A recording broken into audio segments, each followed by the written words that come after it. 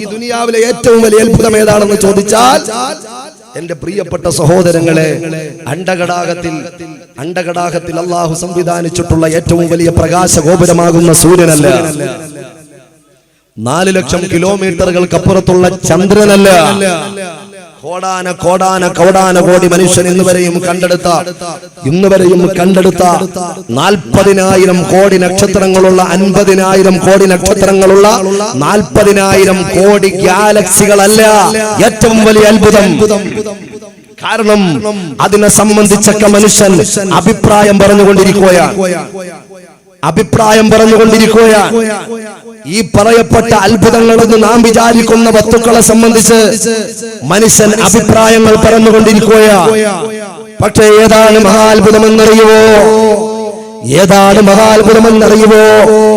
ഓരോ മനുഷ്യന്റെ ശരീരത്തിലും അല്ലാഹു റബ്ബുൽ ഇസ്സത്ത് മാതാവിന്റെ ഗർഭാശയത്തിൽ 4-ാം മാസമാകുമ്പോ സന്നിവേശിപ്പിക്കുന്ന ആത്മാവുണ്ടല്ലോ, പരിശുദ്ധമായ ആത്മാവുണ്ടല്ലോ, അത്ഭുതങ്ങളുടെ കലവറയും നിലവറയുമായ ആത്മാവുണ്ടല്ലോ. ആ ആത്മാവാണ് മഹാത്ഭുതം. കാരണം ലോകത്തിലെ ഏറ്റവും വലിയ ബുദ്ധിജീവികളോടൊന്ന് ചോദിച്ചു നോക്കുക, ഏറ്റവും വലിയ സയന്റിസ്റ്റുമാരോടൊന്ന് ചോദിച്ചു നോക്കുക, ഏറ്റവും വലിയ സമുച്ചയങ്ങളോട് ഒരുപാട് അത്ഭുതങ്ങളെ കണ്ടെത്തുന്ന സമുച്ചയത്തിന്റെ നേതാക്കന്മാരോട് ചോദിച്ചു നോക്കുക, ആത്മാവിനെ സംബന്ധിച്ചൊന്ന് പറഞ്ഞു തരുമോ? ങ്ങളെ സംബന്ധിച്ചവർ പറയും, ശരീരത്തിന്റെ അന്തർഭാഗത്തെ സംബന്ധിച്ചവർ പറയും, ശരീരത്തിന്റെ ബാഹ്യഭാഗത്തെ സംബന്ധിച്ചവർ പറയും, അതുപോലെ ഭൂമിയുടെ ഭൗമാന്തർഭാഗത്തെ അത്ഭുതങ്ങളെ സംബന്ധിച്ചവർ പറയും, അതുപോലെ കടലിന്റെ അലമാലകളെ കുറിച്ച് അവർ പറയും, അരുവികളുടെ കളകളാരവം മുടക്കി ഒഴുകുന്ന അരുവികളെ കുറിച്ച് അവർ അഭിപ്രായം പറയും, പർവ്വതങ്ങളെ കുറിച്ച് അവർ അഭിപ്രായം പറയും, ലോകത്തിന്റെ മുഴുവൻ സംവിധാനങ്ങളെ കുറിച്ചും ഒരു നിഗമനമെങ്കിലും പറയും. പക്ഷേ ആത്മാവിനെ കുറിച്ച് അവരോട് ചോദിച്ചാൽ ആത്മാവിന്റെ നിറമെന്താ,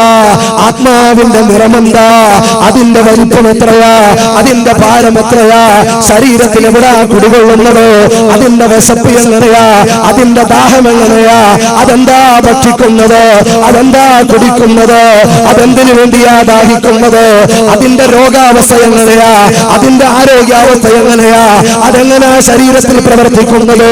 എന്റെ പ്രിയപ്പെട്ട സഹോദര, ഏതെങ്കിലും ഒരു CT സ്കാനിൽ അത് പതിഞ്ഞിട്ടുണ്ടോ? ഒരു എക്സ്റേ ഫിലിമിൽ അത് പതിഞ്ഞിട്ടുണ്ടോ? ഒരു സംവിധാനത്തിൽ അത് പതിഞ്ഞിട്ടുണ്ടോ? ഒരു ബൈനോക്കുലർ വെച്ചുള്ള സൂക്ഷ്മദർശിനി വെച്ച് നോക്കിയാൽ അതിനെ കണ്ടെടുക്കാൻ മനുഷ്യനെ കഴിഞ്ഞിട്ടുണ്ടോ? ഒരിക്കലും മനുഷ്യനെ കയ്യെത്തിപ്പിടിക്കാൻ പറ്റാത്ത രൂപത്തിൽ അത്യത്ഭുതങ്ങളുടെ ലോകമായി സംവിധാനിച്ച ആത്മീയമായ ലോകമുണ്ടല്ലോ, ആത്മാവിന്റെ ലോകമുണ്ടല്ലോ. എന്തുകൊണ്ടാണ് എന്റെ പ്രിയപ്പെട്ടവർ അത് ഉന്നതമായി നിലകൊള്ളുന്നത്, ആർക്കും പിടുത്തം കിട്ടാതെ മുന്നോട്ട് പോകുന്നത്? അല്ലാഹുവിന്റെ നമ്മുടെ പ്രിയപ്പെട്ട CM വലിയുല്ലാഹിയെ പോലെയുള്ള മഹാന്മാരെ പോലെയുള്ള സൂഫിയാക്കന്മാരും ഔലിയാക്കന്മാരും അതുപോലെയുള്ള മഹത്തുക്കളും അതിന്റെ ആടുകളിലേക്ക് കടന്നുപോയി അധ്വാനം കൊണ്ട് അതിന്റെ ആത്മീയ ലഹരി അനുഭവിച്ചവരാവരും മറന്നു പോകണ്ട. കേവലം ഒരു ടെക്നോളജി കൊണ്ടോ സംവിധാനങ്ങൾ കൊണ്ടോ ഒരിക്കലും അടയാളപ്പെടുത്തിയെടുക്കാൻ സാധ്യമല്ല. എന്താ കാരണമെന്നറിയുവോ? ലോകത്തിൽ ഒരുപാട് മീമാംസകളുണ്ടല്ലോ, ലോകത്തിൽ ഒരുപാട് മതങ്ങളുണ്ടല്ലോ, ലോകത്തിൽ ഒരുപാട് പ്രത്യേക ശാസ്ത്രങ്ങളുണ്ടല്ലോ, ഒരുപാട് അപ്പോസ്തലന്മാരുണ്ടല്ലോ, ഒരുപാട് ആചാര്യന്മാരുണ്ടല്ലോ, ഒരുപാട് ആത്മീയ നേതൃത്വമുണ്ടല്ലോ. അവരോടൊക്കെ ചോദിച്ചു നോക്ക്, ആധികാരികമായി അതിനെ സംബന്ധിച്ച് ഒരഭിപ്രായം പറയാൻ നിങ്ങളെ കൊണ്ട് സാധ്യമാണോ?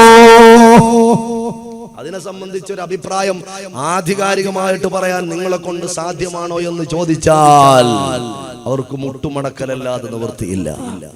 പക്ഷേ മുസ്ലിം സമൂഹത്തോട് അങ്ങനെ ഒരു ചോദ്യം വന്നാൽ, എന്തുകൊണ്ടാണ് ഈ ആത്മാവിനെ കുറിച്ച് ലോകത്ത് ഒരൽപ്പം കണ്ടുപിടുത്തം പോലും അവരുടെ സജ്ജീകരണങ്ങളെ കൊണ്ട് കണ്ടെത്താത്തത് എന്ന് ചോദിച്ചാൽ സത്യവിശ്വാസി നെഞ്ചു വിരിച്ച് ആത്മാഭിമാനത്തോടെ പറയും,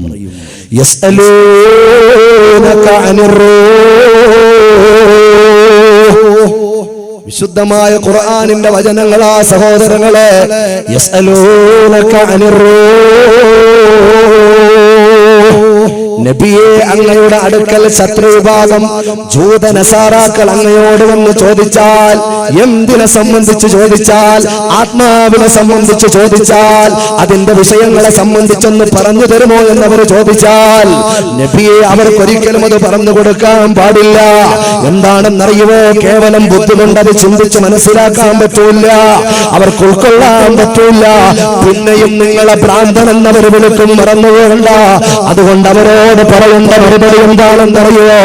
അവരോട് പറയേണ്ട മറുപടി എന്താണെന്നറിയോ? ഖുൽ അർറൂഹു മിൻ അംരി റബ്ബീ, അതെന്റെ പടച്ചവന്റെ കാര്യമാ, അതെന്റെ റബ്ബിന്റെ അംറ, അതെന്റെ തമ്പുരാന്റെ കാര്യമാണെന്ന് പറയുമ്പോ എന്റെ പ്രിയപ്പെട്ട സഹോദരങ്ങളെ, വളരെ ഗൗരവത്തിലൊന്ന് ചിന്തിക്കണേ. തമ്പുരാന്റെ കാര്യമാ, ആത്മീയമായ വിഷയങ്ങള്. ആ തമ്പുരാനുമായിട്ട് അഭേദ്യമായ ബന്ധമില്ലാത്തവർക്ക് അതിനെ അനുഭവിക്കാൻ സാധ്യമല്ല എന്ന് ആ ആശയത്തിന്റെ നാണയത്തിന്റെ മറുവശം നിന്ന് പഠിപ്പിക്കുകയാണ്. അല്ലാഹു മനസ്സിലാക്കാൻ തൗഫീഖ് നൽകുമാറാകട്ടെ. അല്ലാഹുവിനെ അറിയാൻ, പടച്ചവനെ അറിയാനുള്ള ഒരു ആവേശം അല്ലേ? അള്ളാഹ്ക്ക് നമ്മുടെ മനസ്സിൽ എന്താ പോ? എപ്പോ നോക്കിയാലും അള്ളാഹെ പേടിക്കുക, അള്ളാഹെ പേടിക്കുക, പേടിക്കണം എന്നല്ല പറഞ്ഞു. ഞാൻ പറയാം, ഒരു വശം ഞാൻ പറയാം. അള്ളാഹുവിനെ പേടിക്കുക, അള്ളാഹുവിനെ ഭയപ്പെടുക. അള്ളാഹു കാട്ടാളന? അള്ളാഹു സിംഹമാണോ? അള്ളാഹു എന്തെങ്കിലും ഭീകര ജീവിയാണോ? അള്ളാഹുവിനെ സ്നേഹിക്കാൻ നമ്മൾ തയ്യാറാവണം. അവിടെയാണ് സത്യവിശ്വാസിയുടെ ആത്മീയമായ ലഹരി. അവന്റെ പേരെന്താ? നമ്മൾ എന്താ ചോദിക്കുന്നത്? കോപിക്കുന്ന പടച്ചവനെ അങ്ങനെയാണ് നമ്മൾ ദ്വാരക്കും പറയുന്നത്. കൂടുതലൊന്നല്ല, 100% അല്ലേ? ഞങ്ങളെ ശിക്ഷിക്കുന്ന അല്ലാ, കോപിക്കുന്ന അല്ലാ, നരകം പടച്ച അല്ലാ എന്നാണോ ചോദിക്കുന്നതല്ല. ഉത്തരം കിട്ടാൻ ഏറ്റവും അനുഗാമിയായിട്ടുള്ളത് റഹ്മാനായ അല്ലാ. കാരുണ്യത്തിന്റെ മുഴുവൻ കാരുണ്യങ്ങളും ഏതൊരു കൈപ്പിടിയിലാണോ, ഏതൊരു അത്യുത്വത്തിൽ നിന്നാണോ ഉത്ഭവിക്കുന്നത്, മുഴുവൻ കരുണയുടെയും പ്രഭവ കേന്ദ്രമായ അല്ലാഹ്, ആ പടച്ചവന്റെ കാരുണ്യത്തെയും അവന്റെ സ്നേഹത്തെയും അവന്റെ സ്നേഹ കരസ്പർശങ്ങളെയും എന്റെ പ്രിയപ്പെട്ടവരെ നമ്മൾ മനസ്സിലാക്കുന്നില്ല. പടച്ചവനോടുള്ള അടുപ്പം, അള്ളാഹുവിനോടുള്ള മഹബ്ബത്ത്, അള്ളാഹുവിനോടുള്ള സ്നേഹം, അതിന്റെ അളവെത്രയാ നമ്മുടെ അന്തരംഗത്ത് അടയാളപ്പെടുത്തിയിട്ടുള്ളത് മറന്നുപോകണ്ട. അതുകൊണ്ട് ഞാൻ ഓർമ്മപ്പെടുത്തുകയാണ്, ഏറ്റവും പ്രധാനമായിട്ട് നാം മനസ്സിലാക്കേണ്ട ഒരു വിഷയം നമ്മുടെ ആത്മാവാണ്. ആത്മാവിനെ മനസ്സിലാക്കണമെങ്കിൽ ആത്മീയമായ വിഷയങ്ങളുമായി ബന്ധപ്പെടുന്നവർക്ക് ആത്മാവിനെ കുറിച്ച് പഠിക്കാൻ പറ്റും. ഇതിന്റെ പേര് തന്നെ എന്താണ്? ആത്മീയ സദസ്സ്. നമ്മുടെ നേതാക്കന്മാരെ കുറിച്ച് നമ്മൾ പറയുന്നത് എന്താ? ആത്മീയ നേതാക്കന്മാർ അല്ലേ? എല്ലാ ആത്മാവുമായി. നമ്മുടെ ഖുർആനെ കുറിച്ച് എന്താ പറയുന്നത്? ആത്മീയ ഗ്രന്ഥം. കണ്ടോ? ഇതൊക്കെ ആത്മാവാ. പക്ഷെ വേണ്ടതുപോലെ അതിന്റെ ആഴങ്ങളിലേക്ക് ആത്മാവിനെ എത്രത്തോളം ഇതൊക്കെ സ്പർശിക്കുന്നുണ്ട് എന്ന് ഞാൻ നിങ്ങൾ ചിന്തിച്ചു നോക്കണം. അവിടെയാണ് നമ്മൾ പരാജയപ്പെടുന്നത്. അള്ളാഹു കാത്തിരക്ഷിക്കുമാറാകട്ടെ. അപ്പൊ ഈ ആത്മാവെന്ന് പറയുന്നത് വാസ്തവത്തിൽ അത്ഭുതങ്ങളുടെ കലവറയാ. കാരണം പടച്ചവനുമായിട്ട് കണക്ഷൻ വരുന്നത് കേവലം നമ്മുടെ ബാഹ്യ ശരീരത്തേക്കല്ല, ആത്മാവുമായിട്ടാണ്. ആത്മാവിന്റെ കണക്ഷൻ എവിടെയാ? നമ്മുടെ ശരീരത്തിൽ ആത്മാവ് കണക്ട് ചെയ്തിരിക്കുന്ന അവയവം ഏതാ? ഞാൻ ആ ഭാഗത്തേക്ക് വരുന്നതിന് മുമ്പ് ഒരു പോയിന്റ് എന്ന് പറയുക. എന്താ? ഇത്രയും വലിയ കഴമ്പുള്ള സാധനമാണോ ഉസ്താദേ ആത്മാവ്? അതെ. അപ്പൊ ബോഡി ഒരു കിളിയുടെ കൂട്, ഒരു കിളിക്കൂടാണ് ബോഡി. വാഹനമില്ലാത്ത, ഡ്രൈവറില്ലാത്ത വാഹനത്തിന് അർത്ഥമുണ്ടോ? കിളിയില്ലാത്ത കൂട്ടിനർത്ഥമുണ്ടോ? കഴമ്പും പ്രധാനവും നാം വിളിക്കുന്നതും പേര് വിളിക്കുന്നതും ആത്മാവിനെയാണ്, ശരീരത്തെയല്ല. വഹാബിനെയും നിങ്ങൾ എന്നെ വിളിച്ചാൽ വിളിക്കുന്നത് കേവലം ഈ ബോഡിയല്ല, ആത്മാവിനെയാണ്. നിങ്ങളെ ഓരോ ആളുകളെയും വിളിച്ചാൽ വിളിക്കുന്നത് ആത്മാവിനെയാണ്, ബോഡിയല്ല. ഞാനെന്ന് പറയുമ്പോ, നീ എന്ന് പറയുമ്പോ, അവനെന്ന് പറയുമ്പോ, അവളെന്ന് പറയുമ്പോ, അവരെന്ന് പറയുമ്പോൾ, നാം എന്ന് പറയുമ്പോൾ, ഈ അഭിസംബോധനകളൊക്കെ ചെന്ന് തട്ടുന്നത് സ്വന്തം ആത്മാവുകളിലേക്കാണ്, ബോഡികളിലേക്കല്ല. നമ്മുടെ പ്രിയപ്പെട്ട മാതാപിതാക്കൾ കഴമ്പുള്ളത് ആത്മാവാണ്. നാം പേരിട്ട് വിളിക്കുന്നത് ആത്മാവിനെയാണ്. ബോഡിക്കത്രയും കഴമ്പില്ല എന്ന് മനസ്സിലാക്കാൻ ഒരു ഉദാഹരണം എന്ന സദസ്സിന് ഞാൻ ഓർമ്മപ്പെടുത്തുകയാണ്. നമ്മുടെ പ്രിയപ്പെട്ട മാതാപിതാക്കൾ അല്ലാഹു അവർക്ക് ആഫിയത്തുള്ള ദീർഘായുസ്സ് നൽകുമാറാകട്ടെ. മരണപ്പെട്ടു പോയ മാതാപിതാക്കളുടെ ഖബറുകൾ അല്ലാഹു സ്വർഗ്ഗ പൂങ്കാവനമാക്കി കൊടുക്കുമാറാകട്ടെ. അവരുടെ തിന്മകളെ അല്ലാഹു പുറത്ത്, തിന്മയ്ക്ക് പകരം അല്ലാഹു നന്മകളെ അല്ലാഹു വർദ്ധിപ്പിച്ചു കൊടുക്കുമാറാകട്ടെ. എന്റെ പ്രിയപ്പെട്ട സഹോദരങ്ങളെ, നമ്മുടെ പ്രിയപ്പെട്ട ഉമ്മ മരണപ്പെട്ടാൽ, നമ്മുടെ വാപ്പ മരണപ്പെട്ടാൽ, നമ്മുടെ പ്രിയപ്പെട്ടവർ മരണപ്പെട്ടു പോയാൽ, നമ്മുടെ കുടുംബത്തിൽ ആരെങ്കിലും മരണപ്പെട്ടു പോയാൽ, നമ്മുടെ കൂട്ടുകാരൻ മരണപ്പെട്ടു പോയാൽ, നമ്മുടെ വീട്ടുകാരൻ മരണപ്പെട്ടു പോയാൽ, ആര് മരണപ്പെട്ടാലും നമ്മൾ എന്താ പറയുന്നത്? ആ ഉമ്മാന്റെ ചാരത്ത് വന്നു നിന്നുകൊണ്ട് നമ്മൾ കരഞ്ഞു പറയുക, എന്റെ ഉമ്മ പോയി അല്ലാ, എന്റെ ഉമ്മ പോയി അല്ലാ, എന്റെ വാപ്പ പോയി അല്ലാ, എന്റെ പ്രിയപ്പെട്ടവൻ പോയി അല്ലാ, എന്റെ രാവുകളെ പകലാക്കി തന്ന എന്റെ പ്രാണപ്രയസനാകുന്ന എന്റെ ഭർത്താവ് പോയി അല്ലാ, എന്റെ മനസ്സിന്റെ രാജകുമാരിയാകുന്ന എന്റെ പ്രിയപ്പെട്ട ഭാര്യ പോയി അല്ലാ, എന്റെ ഹൃദയത്തിന്റെ കഷണങ്ങളാകുന്ന മകൻ പോയി അല്ലാ, എന്റെ മകൾ പോയി അല്ലാ. എപ്പോഴും ഏതൊക്കെ പാതിരാ സമയത്ത് വിളിച്ചാലും പുറത്തു നിന്ന് എന്നിലേക്ക് ഓടിയെടുക്കുന്ന എന്റെ കൂട്ടുകാരനുണ്ടല്ലോ, ആ കൂട്ടുകാരൻ പോയി അല്ലാ. ഇങ്ങനെ നമ്മൾ കരയുമ്പോ എന്റെ പ്രിയപ്പെട്ട സഹോദരങ്ങളോട് ഞാൻ ഒന്ന് ചോദിക്കട്ടെ, നിന്റെ ഉമ്മയല്ലേ പൊന്നുമോനെയാ കിടക്കുന്നത്? നീ ആരെയാണ് ഉമ്മാന്ന് വിളിച്ചത്? നീ ആരെയാണ് ഉമ്മാന്ന് വിളിച്ചത്? ഈ ബോഡിയാണോ ഉമ്മാന്ന് വിളിച്ചത്? ഈ ബോഡിയാണ് ഉമ്മാന്ന് വിളിച്ചതെങ്കിൽ ആ ബോഡി അവിടെ ഉണ്ടല്ലോ. ആ ബോഡിയാണ് ഉപ്പാന്ന് വിളിച്ചതെങ്കിൽ ആ ബോഡി അവിടെ ഉണ്ടല്ലോ. അതാ നിന്റെ കൂട്ടുകാരൻ അഭിസംബോധന ചെയ്തത്. ആ കേവലം ശരീരത്തെയാണെങ്കിൽ അത് പോയിട്ടില്ലല്ലോ. പിന്നെ ആരെയാ നീ ഉമ്മാന്ന് വിളിച്ചത്? ആരെയാ നീ ഉപ്പാന്ന് വിളിച്ചത്? സഹോദര, ആരെയാണ് നീ പ്രിയപ്പെട്ടവനെന്ന് വിളിച്ചത്? അവരെല്ലാം എന്ന് പറഞ്ഞു പോയപ്പോ കഴമ്പും കാതലും ഏതാ സഹോദരങ്ങളെ? ഏതാ കഴമ്പ്? നമ്മളെ വിളിക്കുന്നത് മനസ്സിലായില്ലേ? നമ്മുടെ അഡ്രസ് ആത്മാവാണ്. നമ്മൾ അഡ്രസ് ആത്മാവാണ്. ഇത്രയും വലിയ ഒരു അത്ഭുതത്തെ ചുമന്നു കിടക്കുന്ന നമ്മൾ നമ്മുടെ സ്വന്തം ശരീരത്തിലുള്ള ഈ സാധനത്തെ കുറിച്ചൊന്ന് ചിന്തിച്ചില്ലെങ്കിൽ നമ്മെ പോലെയുള്ള മണ്ടന്മാര് ദുനിയാവിൽ വേറെ. അതിനെക്കുറിച്ച് ചിന്തിക്കുന്നവരാണ് ബുദ്ധിയുള്ളവർ. കാരണം അത് പരലോകവുമായി ബന്ധപ്പെടണമെങ്കിൽ ചിന്തിക്കണം, നല്ലതുപോലെ ചിന്തിക്കണം. നിങ്ങൾക്ക് വേണ്ടത് ആളെ കൊഴുപ്പുകളൊക്കെ ഉണ്ടോ എന്ന് എനിക്കറിയില്ല. ഞാനങ്ങനെ കൊഴുപ്പിക്കാൻ വന്ന ആളുമല്ല. കുറച്ച് കഴമ്പുള്ള കാര്യങ്ങൾ പറയാനുണ്ട്. ചിന്തിക്കുന്നവർക്ക് മനസ്സിലാകും, ചിന്തിക്കുന്നവർക്ക് തിരിയും, അല്ലാത്തവർ ചിലപ്പോൾ നട്ടം തിരിയും. ഏത് തിരിച്ചിലാ വേണ്ടതെന്ന് നിങ്ങൾ തീരുമാനിക്കുക. അള്ളാഹു തൗഫീഖ് നൽകുമാറാകട്ടെ. അള്ളാഹു ബറക്കത്ത് നൽകുമാറാകട്ടെ. അള്ളാഹു ബറക്കത്ത് നൽകുമാറാകട്ടെ. എന്റെ പ്രിയപ്പെട്ട സഹോദരങ്ങളെ, ഈ ആത്മാവെന്ന് പറയുന്ന സാധനമാണ് പരലോകവുമായി ബന്ധപ്പെട്ടത്. പരലോകത്തേക്ക് കാര്യമായിട്ട് പോകുന്നത് ഈ സാധനമാണ്. അപ്പൊ ഇതിനെ പിടിച്ചെങ്കിലേ ആ പരലോകവുമായിട്ടുള്ള ബന്ധപ്പെട്ട് ചിന്തിക്കുമ്പോൾ നമ്മൾ ആദ്യം പറഞ്ഞതുപോലെ അതിന്റെ വിശാലത മനസ്സിലാകണമെങ്കിൽ കണക്ട് ചെയ്തോളി, പിടിക്കേണ്ടത് ആത്മാവിനെയാണ്. ആത്മാവിനെ കുറിച്ചാണ് നാം പഠിക്കേണ്ടതും ചിന്തിക്കേണ്ടതും മനസ്സിലാക്കേണ്ടതും ലഹരി കണ്ടെത്തേണ്ടതും. കാരണം എന്താ? അത് വന്നത് പരലോകത്ത് നിന്ന്. അലസ്തു ബിറബ്ബിക്കും, അല്ലാഹുവിന്റെ ഖുർആൻ മുഴുവൻ ആത്മാക്കളെയും ഒരുമിച്ച് കൂട്ടിക്കൊണ്ട് അല്ലാഹുവിന്റെ ഖുർആനിലൂടെ പറയുകയാ, പടച്ച തമ്പുരാന് ഈ ഭൂമിയിലൂടെ കടന്നു വരാനുള്ള മുഴുവൻ മനുഷ്യാത്മാക്കളെയും മുഴുവൻ ആത്മാക്കളെയും ഒരുമിച്ച് കൂട്ടിയിട്ട് ആത്മാക്കളോട് ഡയറക്റ്റ് അല്ലാഹു ചോദിക്കുകയാ, ഡയറക്റ്റ് അല്ലാഹു ചോദിക്കുകയാ, ഡയറക്റ്റ് അല്ലാഹു ചോദിക്കുകയാ, തമ്പുരാന് ചോദിക്കുക, ഉടമസ്ഥൻ ചോദിക്കുക, നമ്മുടെ അല്ലാഹു ചോദിക്കുക. എന്റെ ശരീരത്തിനോടുള്ള ആത്മാവിനോട് പടച്ച തമ്പുരാൻ സംവാദം നടത്തിയിട്ടുണ്ട്, മറക്കണ്ട. നിങ്ങൾ ഓരോ ആളുകളും കൊണ്ടു നടക്കുന്ന ആത്മാവുണ്ടല്ലോ, ആ ആത്മാവിനോട് പടച്ചവൻ നേരിട്ട് സംസാരിച്ചിട്ടുണ്ട്, മറക്കണ്ട. ഓരോ ആത്മാവിനോടും റബ്ബ് സംസാരിച്ചിട്ടുണ്ട്, മറക്കണ്ട. അല്ലാഹു ചോദിക്കുകയാണ്, മുഴുവൻ ആത്മാക്കളുടെയും മഹാസമ്മേളനം ഒരുമിച്ച് കൂട്ടിക്കൊണ്ട് തമ്പുരാൻ ചോദിക്കുകയാ, അലസ്തു ബിറബ്ബിക്കും, ഞാൻ നിങ്ങളുടെ റബ്ബല്ലയോ?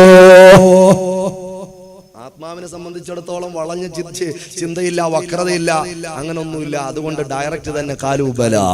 എല്ലാ ആത്മാക്കളും, മുഴുവൻ ആത്മാക്കളും, മുഴുവൻ ആത്മാക്കളും, എല്ലാ ആത്മാക്കളും, എല്ലാ ആത്മാക്കളും, എല്ലാ മനുഷ്യന്മാരും ഒരുമിച്ച് അങ്ങോട്ട് പറഞ്ഞു, നീ ഞങ്ങളുടെ റബ്ബാണ്. കണ്ടോ? സർവാംഗീകാരം നൽകിക്കൊണ്ടാണ് പിന്നെ ബോഡിയിലേക്ക് ഭൗതികമായ ലോകത്തിൽ അതിനൊന്ന് പ്രവർത്തിക്കാൻ വേണ്ടി ഒരു കിളിക്കൂട് സംവിധാനിച്ച് അള്ളാഹു അതിനെ പറഞ്ഞു വിട്ടിട്ടുള്ളത്. അള്ളാഹുവുമായിട്ട് സംവാദം നടത്തി കരാറുറപ്പിച്ച് വന്നതിന്റെ ശേഷം പിന്നെ ഈ ബോഡിയിലേക്കൊന്ന് കയറിയിട്ട് പിന്നെ അങ്ങോട്ട് ഇറങ്ങുമ്പോൾ പിന്നെ കറങ്ങി പരലോകത്തേക്കാ ചെല്ലുന്നത്.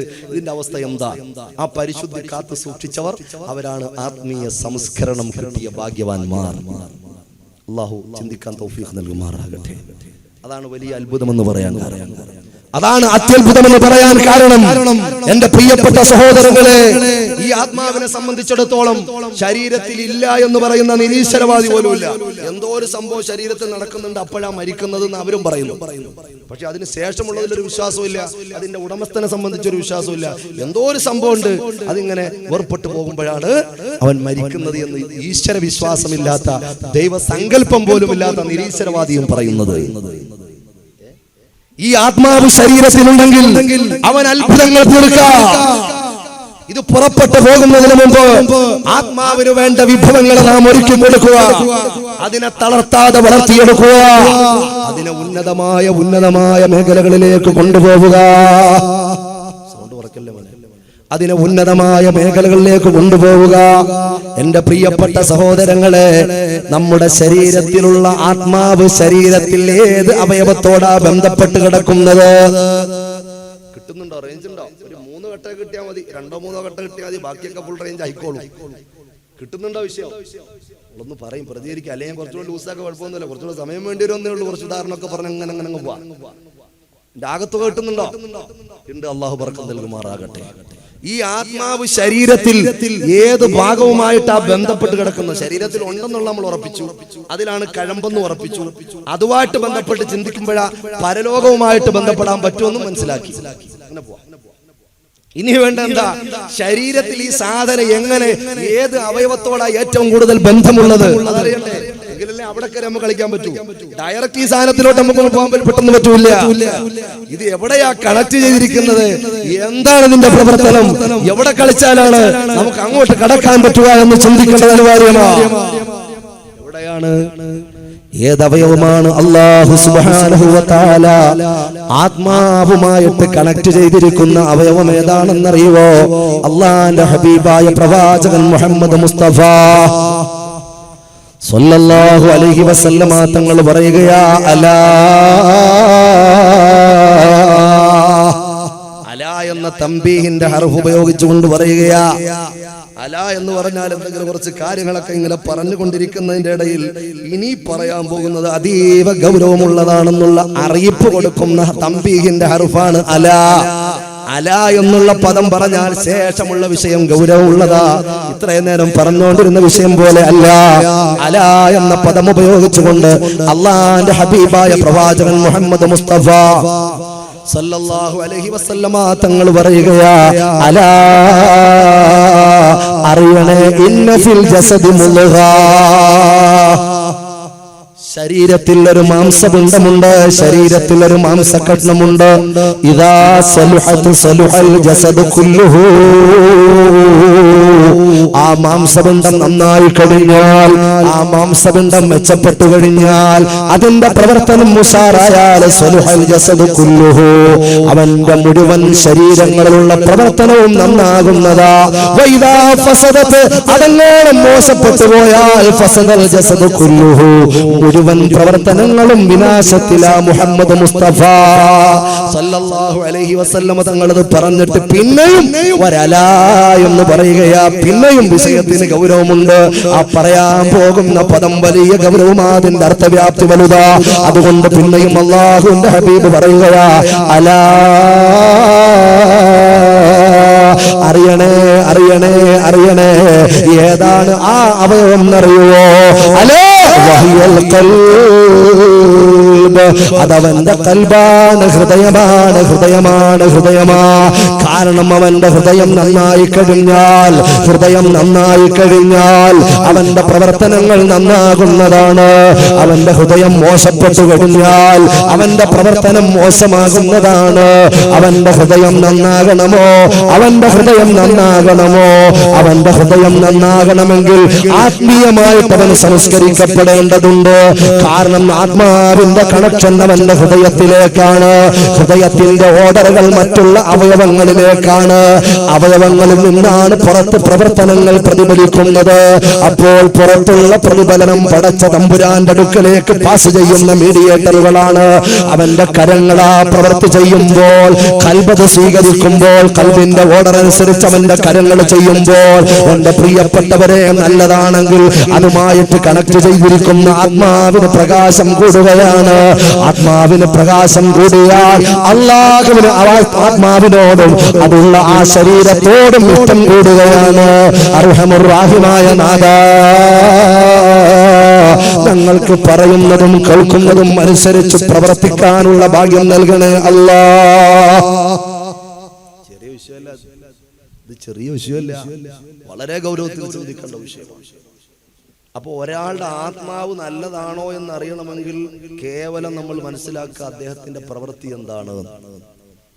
ആ പ്രവൃത്തി എന്താണ് എന്ന് മനസ്സിലാക്കുമ്പോൾ അദ്ദേഹത്തിന്റെ കൽബിന്റെ സംശുദ്ധിയത ഉറപ്പാവുകയാ. പോരാ എന്റെ പ്രിയപ്പെട്ട സഹോദരങ്ങളെ, എന്റെ പ്രിയപ്പെട്ട സഹോദരങ്ങളെ, ആ കൽബുമായിട്ട് കണക്ട് ചെയ്തിരിക്കുന്ന ആത്മാവിന്റെയും സംശുദ്ധി ഉറപ്പുവരുത്തുകയാണ്. ഞാൻ എന്റെ ചെറുപ്പക്കാരോട് അല്പമൊന്ന് സംസാരിക്കട്ടെ. ഞാൻ എന്റെ പ്രിയപ്പെട്ട പെങ്ങന്മാരുമായിട്ട് അല്പമൊന്ന് സംസാരിക്കട്ടെ. ഒന്ന് ഗൗരവത്തിലൊന്ന് കേൾക്കുമോ പ്രിയപ്പെട്ട ചെറുപ്പക്കാരാ, പ്രിയപ്പെട്ട പൊന്നുമോനെ, വളരെ ഗൗരവത്തിലൊന്ന് കേൾക്കുമോ? ഈ ആത്മാവിന് ഉന്മാദവും ഉത്സാഹവും ഉണ്ടാകുന്നതിൽ ഏറ്റവും പ്രധാനമായി ഒരു മനുഷ്യന് അല്ലാഹു നൽകിയിട്ടുള്ള സമയമേതാ? ആരോഗ്യ സമ്പൂർണമായ സമയമാണ്. ആരോഗ്യ സമ്പൂർണമായ സമയമാണ്. ആ യുവത്വ കാലഘട്ടത്തിലാണ് ആത്മീയമായ പ്രകാശം ഏറ്റവും കൂടുതൽ പ്രതിഫലിക്കേണ്ടത്. കാരണം എന്താണെന്നറിയുവോ? പ്രായമേറുമ്പോൾ അവന് ഓർമ്മക്കുറവാണ്, പല രോഗങ്ങളാണ്, പല ബുദ്ധിമുട്ടാണ്. മുമ്പുള്ളതുപോലെ ഉത്സാഹത്തോടെ ആത്മീയമായ ലഹരി അവന് കിട്ടുന്നില്ല. ആത്മീയമായ പ്രവർത്തനങ്ങളിലേക്ക് ഉത്സാഹത്തോടെ കടന്നു പോകാൻ പറ്റുന്നില്ല. അതുകൊണ്ട് എന്റെ പ്രിയപ്പെട്ട സഹോദരങ്ങളെ, അല്ലാഹുവിനൊരു ചെറുപ്പക്കാരനായ ഒരു ചെറുപ്പക്കാരിയായ ഒരാണാകട്ടെ പെണ്ണാകട്ടെ പടച്ച തമ്പുരാന്റെ മുമ്പില് അല്ലാഹു അക്ബർ എന്ന് പറഞ്ഞ് കൈകെട്ടുമ്പോ, പടച്ച തമ്പുരാനുമായിട്ട് സംബോധനം നടത്തുമ്പോ, അസ്സലാത്തു മിറാജുൽ മുഅ്മിനീൻ സയ്യിദുനാ മുഹമ്മദുർ റസൂലുള്ളാഹ്. അള്ളാന്റെ ഹബീബായ പ്രവാചകം പറയുകയല്ലേ, നിസ്കാരം മുഅ്മിനീങ്ങൾക്ക് മിറാജാ, നിസ്കാരം മുഅ്മിനീങ്ങൾക്ക് മിറാജാ, നിസ്കാരം സത്യവിശ്വാസികൾക്ക് മിറാജാ. എങ്ങനെയാണ് ആ മിറാജ് ഉണ്ടാകുന്നത്?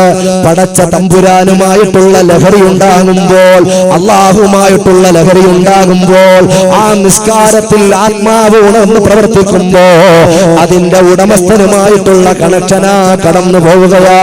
തമ്പുരാന്റെ ദർബാറിലേക്ക് ആത്മാവ് പറന്നു പോവുകയാണ്. അതുകൊണ്ട് എന്റെ പ്രിയപ്പെട്ട സഹോദര, എന്റെ പ്രിയപ്പെട്ട പെങ്ങളെ, നിന്റെ ആരോഗ്യ സമ്പൂർണമായ സമയത്തൊന്ന് കൈ ഉയർത്തി കെട്ടുമ്പോ പടച്ചവന് വലിയ സന്തോഷവാ. കാരണം എന്താണെന്നറിയുവോ? ആ സമയത്താണ് ആ യുവത്വത്തിന്റെ സമയത്താ ഏറ്റവും കൂടുതൽ ആളുകളെ നെറുകേടിലാക്കാൻ വേണ്ടി പിശാച് പ്രവർത്തിക്കുന്നത്.